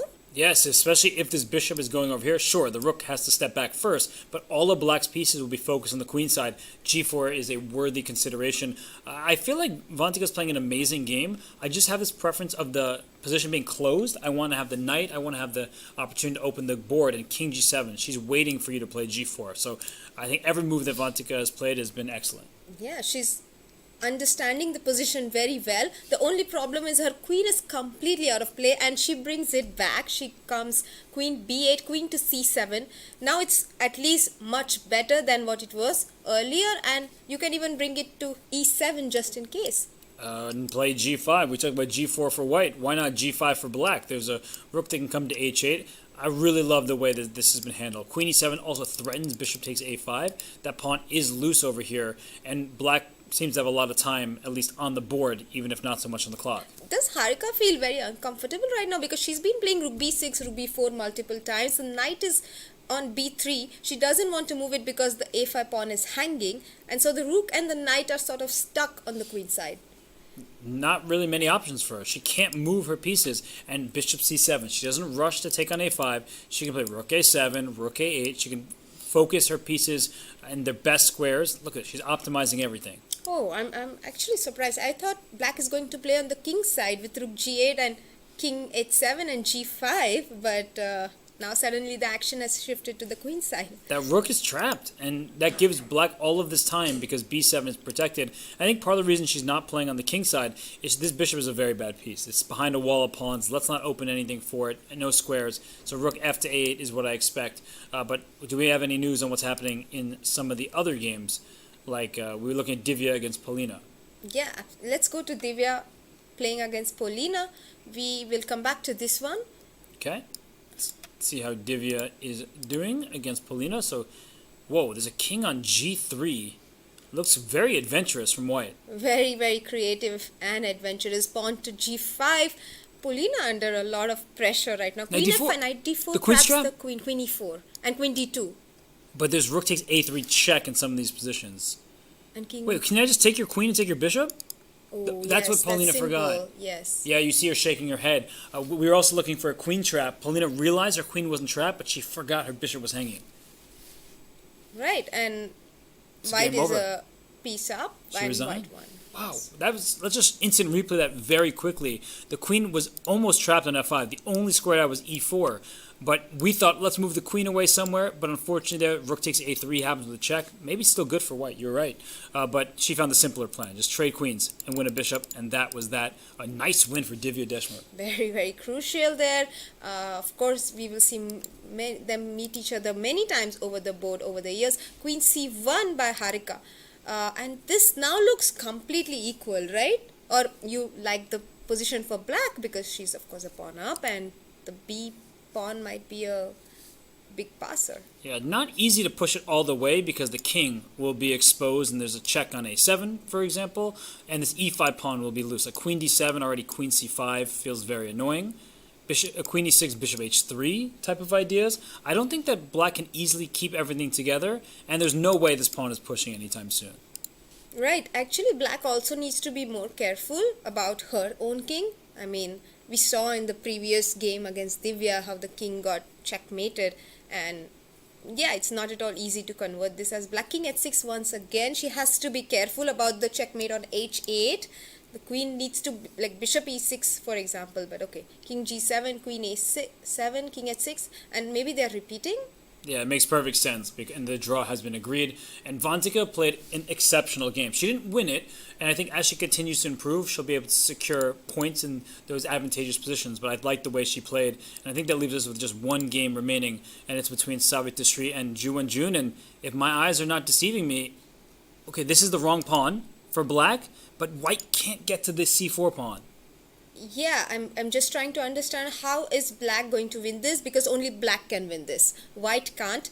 Bishop, if we come to f2 with our bishop, then white simply picks up the c4 pawn, and then we don't exchange the bishops. Yeah, maybe this is a draw with optimal play, but you said don't exchange the bishop. She did it, and now it's a losing position. Yeah, because the king will be too far away, and we will pick up the...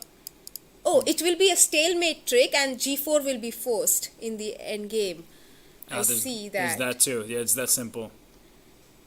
Oh, this is very instructive by Wenjun, and total class here. c2, king c1, king c3. And white has no option but to play g4, and g1 will come with mate. And so Wenjun wins. We see the handshake, and you could see on Savita's face, she was disappointed there. She overlooked this idea, and we understand why. Because if instead of king c3 you go king e3, it's immediately a draw, because these rook pawns are so bad in the endgames. As long as the king gets in this box over here, then it's going to be a draw. And I think Savita overlooked the stalemate trick, where once the king goes to c3, only move is g4, and to complete the game, you just push your passed pawn to the other side. White is one move too slow. That is checkmate.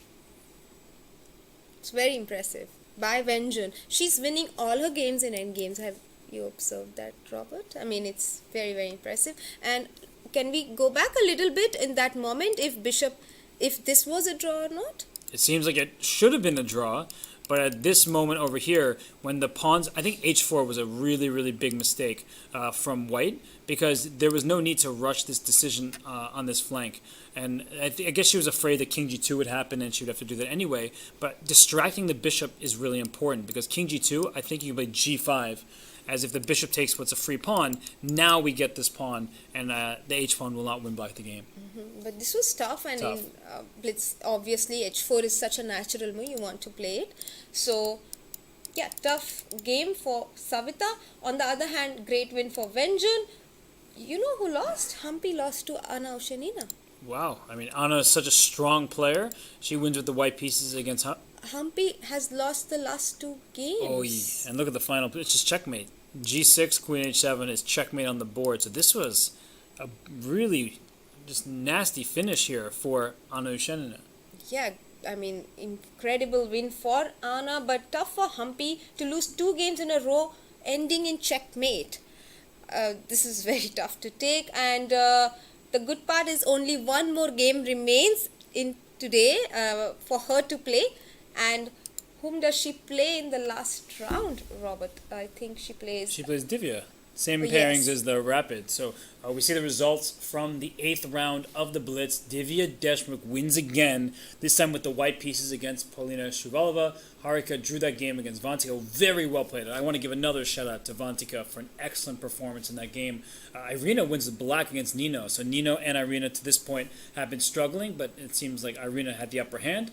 Wenjun won a beautiful endgame against Savita Sri. Unfortunate for the youngster, she was unable to hold, and Anna Oshanina wins her game against Humpy Koneru. So that leaves us heading into the final game of the day with these standings. Harika, Wenjun at the top, but Divya, who lost her first 2 games, she's right behind them.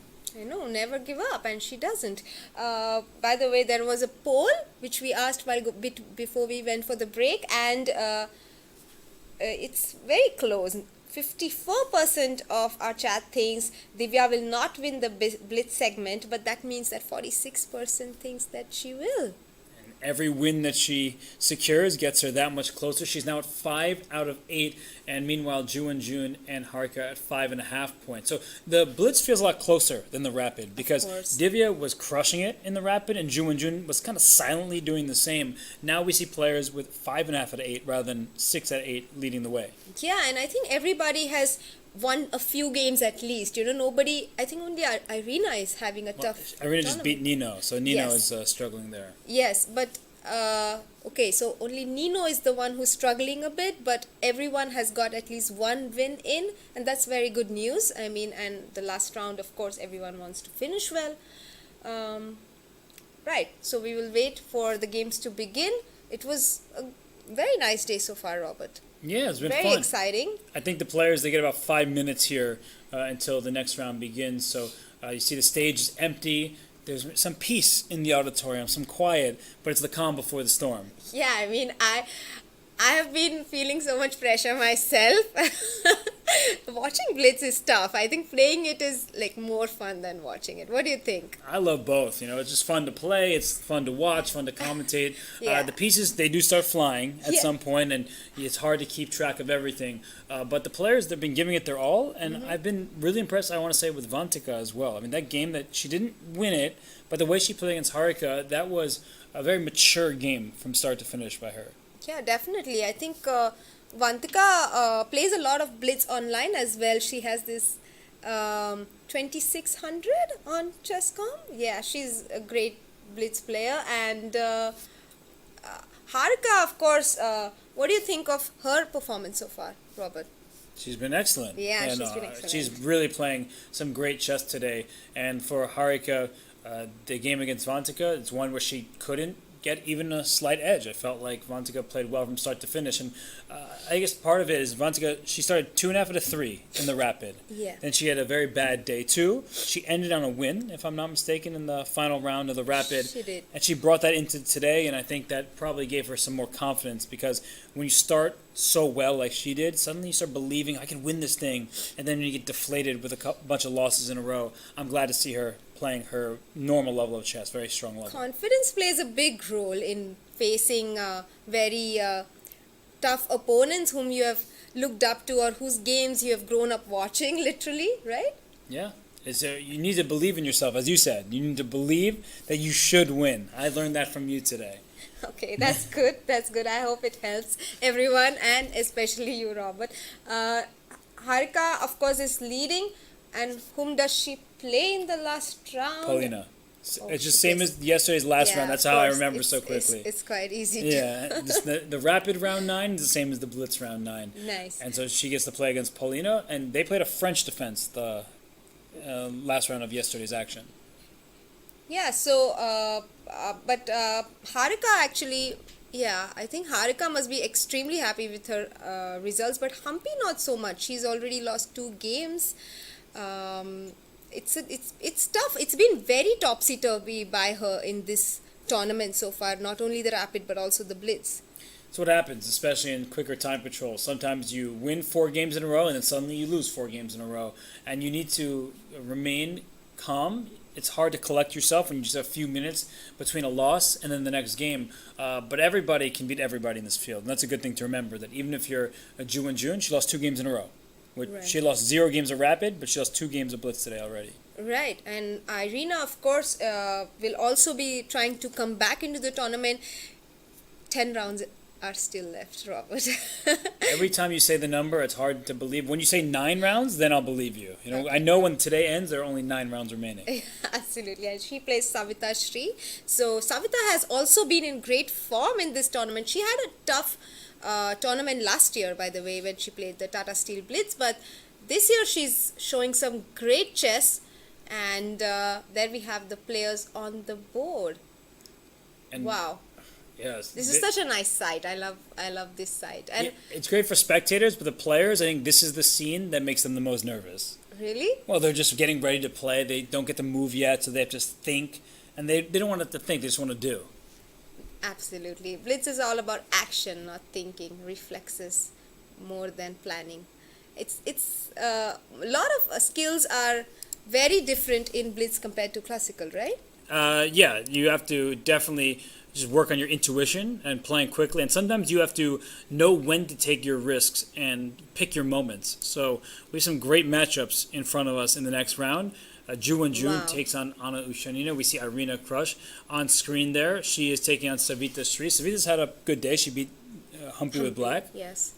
And Irina would want to end her day on a good note, definitely. There's Vantika, who's impressed you a lot, Robert, today, and playing against Nino with the white pieces.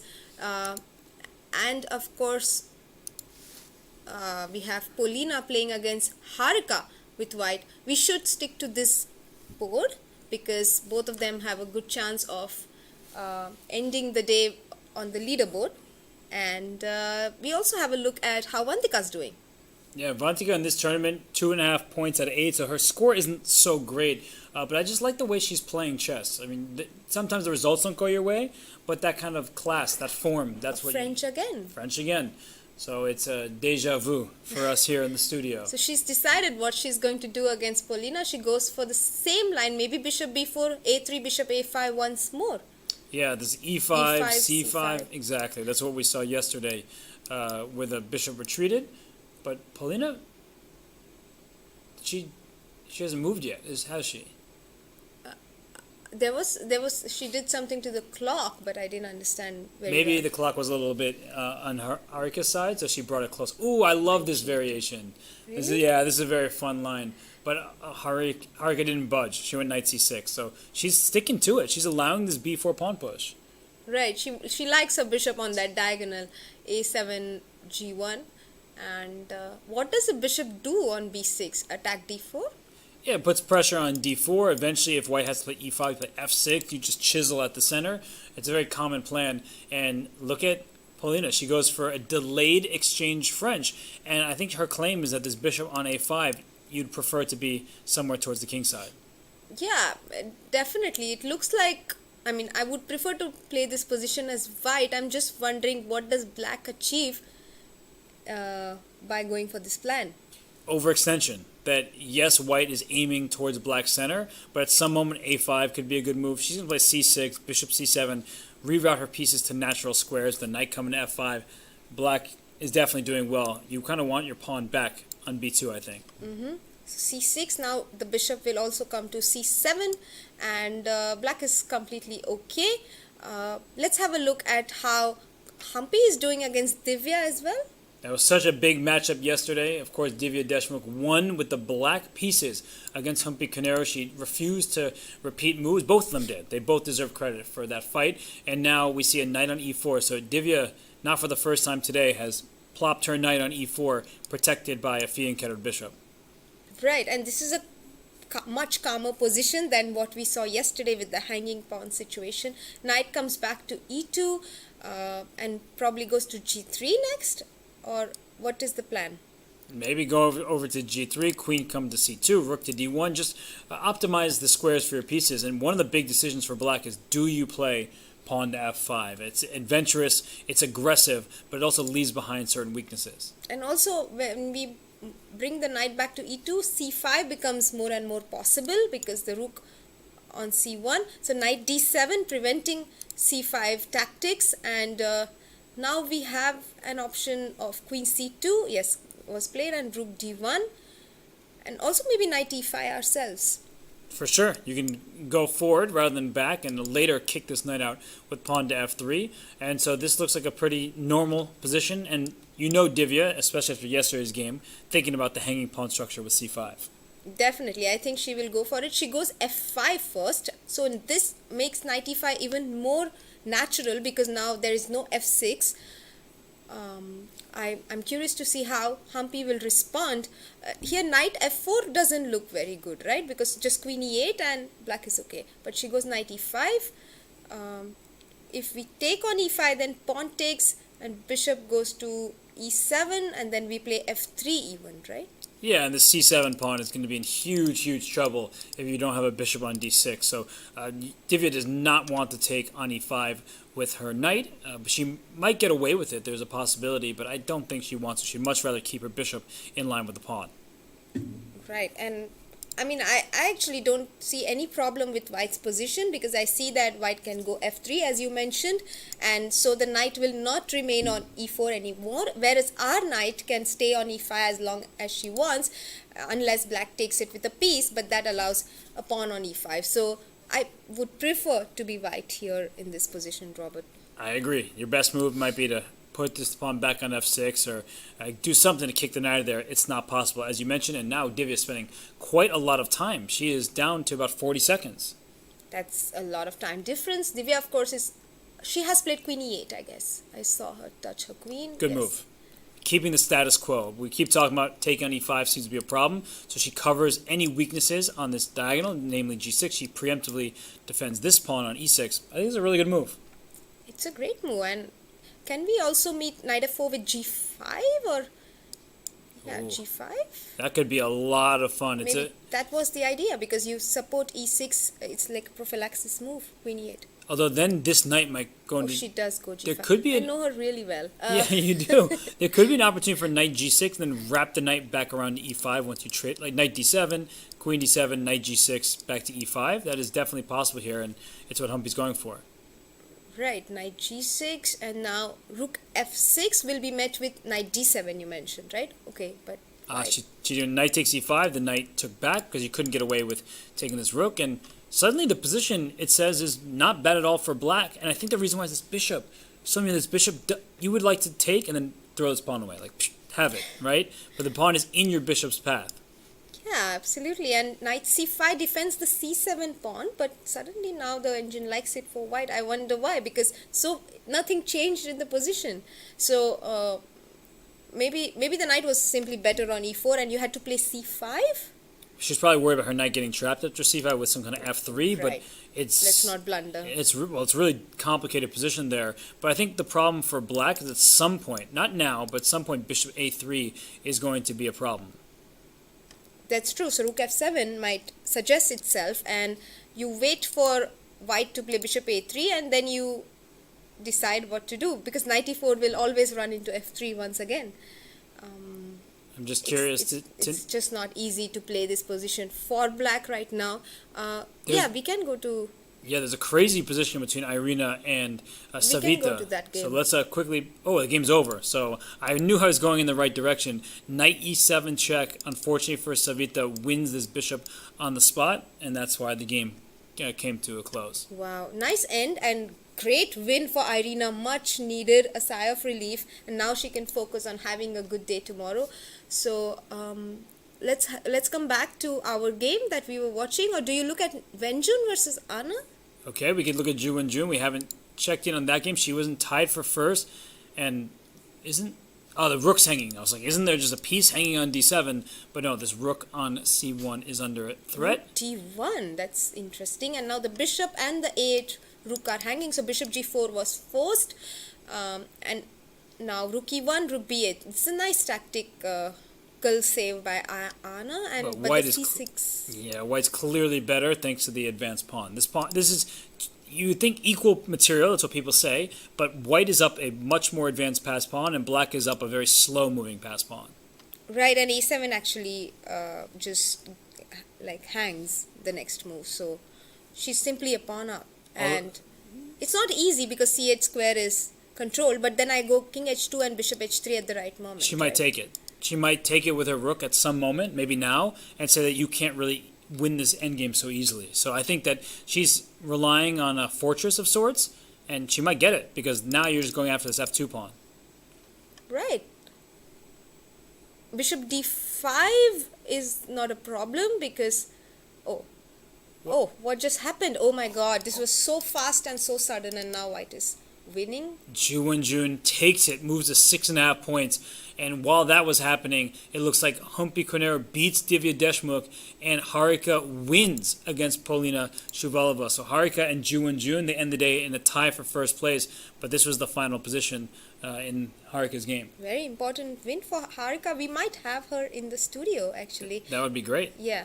Let's try to get Harika here, and this is a very big win for Harika. She's scored such how many points? 6.5. Six and a Both half she and out of Ju and June 9. have 6.5 points. Wow. Yes. And Vantika, by the way, who we were praising before the round, she checkmates Nino Batsiashvili. So very nice end of the day for her.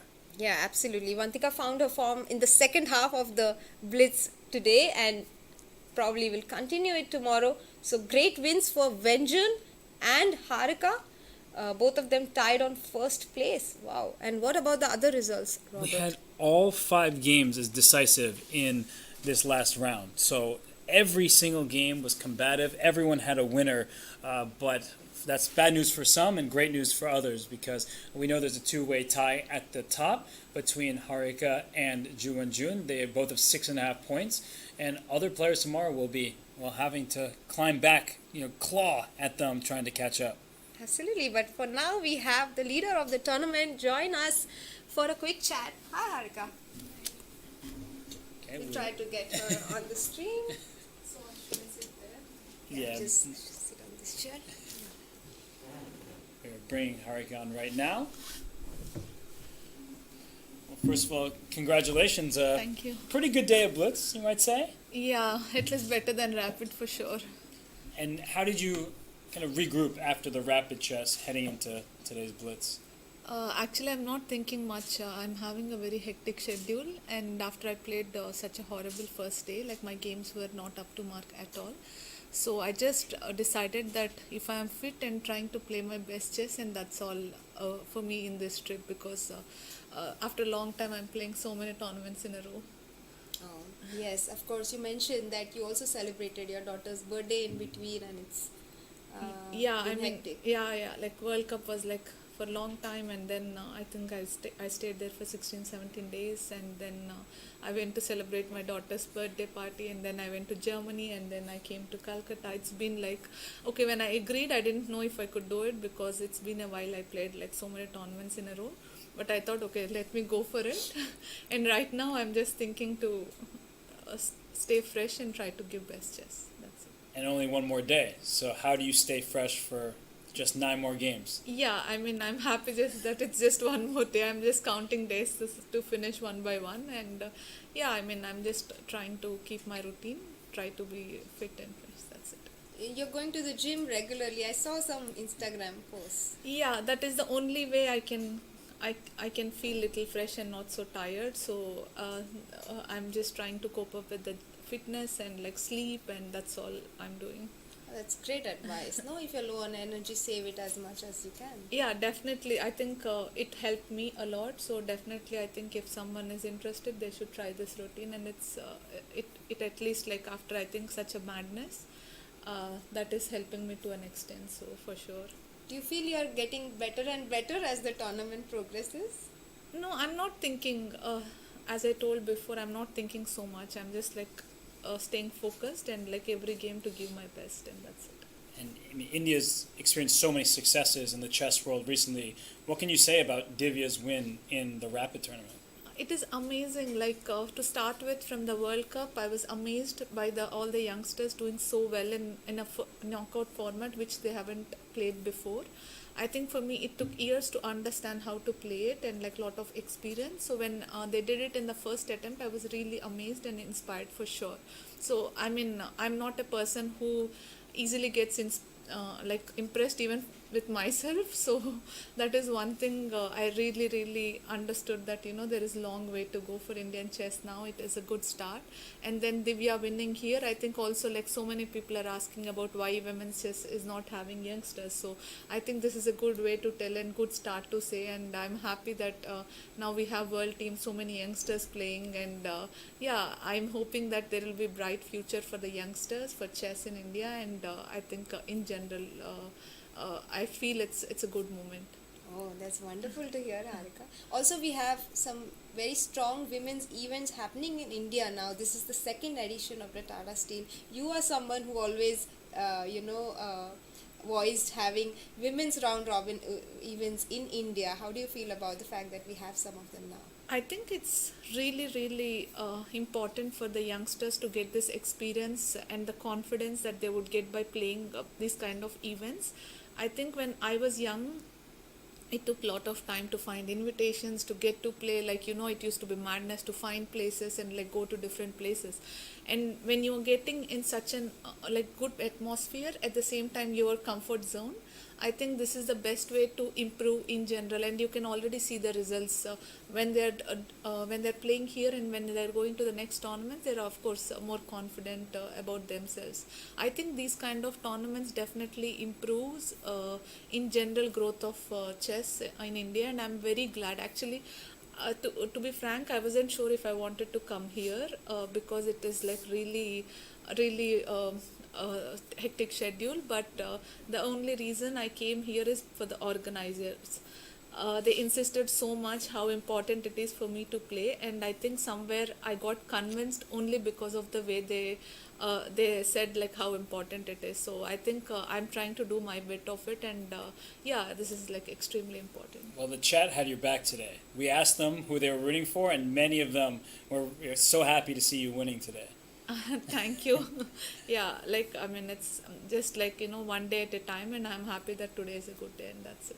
Thank you so much for everyone who is rooting, and I hope I'll try to play some good games tomorrow. We are so impressed with the way you have played so far, Harika, and we wish you the best. Thank you so much for joining us and sharing your views. It was super nice having you here. Thank you. Thank you so much.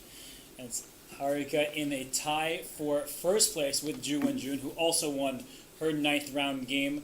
They lead the field with 6.5 points out of 9 games, and all 5 matchups were decisive in that final round. So Harika and Wenjun have a 1.5 ahead of Humpy and Divya. Humpy Conero did beat Divya in that ninth and final round, but we can talk about the standings all we want. You know, Nino struggling, Vantika getting an important win in the last game. But I just want to say it's so amazing to hear Harika's thoughts and just to hear how genuinely happy she is for other people to succeed, because sometimes in chess when it's such an individual game, she's at the top of the standings here, but Divya was in the rapid. Sometimes we feel a little bit of jealousy, right? Just in any sport, that's true. Absolutely. But to hear Harika celebrate the many successes and say she was impressed, it's really great to hear. Impressed and inspired. I mean, she was so articulate, and she's someone who's so vocal about her thoughts always. I really like the way that she's so genuine in all her interviews, and even right now she spoke about how this tournament will also help the youngsters get more opportunities, get the experience, and that's what it's showing, right? We are getting new stars, and she's genuinely happy for them. And she's one of the stars. We don't, just because there are new stars doesn't mean we forget about Humpy and Harika. And I think that's the level of appreciation that sometimes is missed by the public, is they think that there can only be one, that we can only have one. No, we can have multiple. And if we're being honest, I mean, Harika and Humpy are huge parts of the success of the younger generation. They are the pioneers. They are the ones who inspired them. They are the one who showed the youngsters that you can actually reach to this level. And now the youngsters have reached there, or are trying to reach there, and probably go even further, and so are both of them. And we can see that from today. Harika, she struggled in the rapid. She just admitted to us it was beneath what the expectation she has of herself, her own standards. The Blitz today was pretty great from her, though. Yeah, absolutely. It was so much fun to watch, and she's played such great chess, and leading the tournament. She seems so calm and composed about it. I was shocked, after a Blitz, you're so restless, you have so much energy within you, and she seemed like as if she has just come out from a meditation session. She seemed very, very calm for the amount of nerves that must have taken her to play these games, and of course we wish her the best. And so about the other players as well, have been very impressive. Wenjun continues to go under the radar. She is the women's world champion. She's so exceptional, and yet somehow she's like a half point back for a bunch of it, and then she catches up in the penultimate round or thereabouts. So Wenjun is tied with Harika, 6.5 out of 9. She lost 2 games in a row today. She lost 0 games all the rapid. Are you impressed with how she loses and then immediately bounces back with several wins? I'm just impressed with the amount of professionalism that she has. She just all of her games are high quality. She makes the amount of points that are required to win the tournament, and in case someone makes more, then they win the tournament. That's it. I mean, it's not like she's playing bad in any way. She lost 2 games, one on time in a position that was just complicated. Yeah. And then she lost to Harika, which was a beautiful game. I actually wish we asked Harika about that game because that was the rook.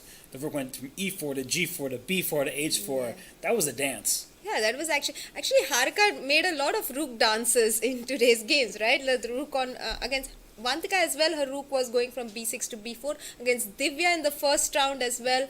The rook kept going shifting on the 4th rank, and yeah, it was a fun game to watch against Wenjun. Of course, we should have asked her. Maybe tomorrow we get a chance.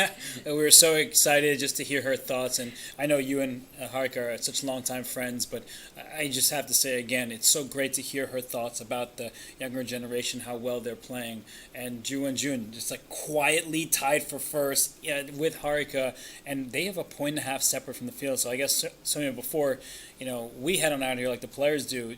Do you think anyone else besides those two have a legitimate chance to win this Blitz event? Definitely, there are 9 more games, Robert. I keep reminding. I believe you now. And Humpy did beat Divya, so Humpy is on 5 points, and Divya as well is on 5. So both of them are tied. Yes. And on 3rd and 4th place, and Polina on 4 and up. I think all 5 of them have a chance to win the tournament, and maybe someone will sneak up and win all 9 games. Do you think that's possible? It's possible, but it's very improbable. But it kind of reminds me of cricket in a way, because the tournament goes on for a long time, just like a match, and sometimes it gets rained out and you just start over again. That's not happening here. The results do count, but I do think that you're right, that those 5 players, including Polina at 4.5, they all have a chance. And Divya, I think she also deserves another shout out. Humpy had an up and down day and ended on a great note by beating Divya, but Divya started with 2 losses, and so many of us, when we lose our first couple games, we struggle, we kind of tune out. We're like, let's just try to finish this tournament as quickly as possible. Divya had a great stretch in the middle, and she lost to Humpy in that last game, and that's all credit to Humpy for outplaying her compatriot. Yeah, definitely. So I think all of the players that we mentioned have a very fair chance of winning the tournament, and we'll find out tomorrow. Actually, the games begin a half an hour early. An hour early, right? An hour early? I don't remember. 2:30. Okay, I'll trust you. 1 1 hour hour early. So maybe my trust was misplaced. I'm sorry. My bad. I would have showed up, for waiting for the car, and no one would be there because I was late. Everyone would be in the chat, and we would not be there, but the broadcast would start without us. But we'll see you tomorrow at 2 p.m. Indian Standard Time for the last day of the Tata Steel Chess India Rapid and Blitz, the last day of the Blitz, and we'll have the winner tomorrow. Yes, we will. So stay tuned, everybody. We'll be back tomorrow. You will not want to miss the final day here of the Women's Blitz event at Tata Steel Chess.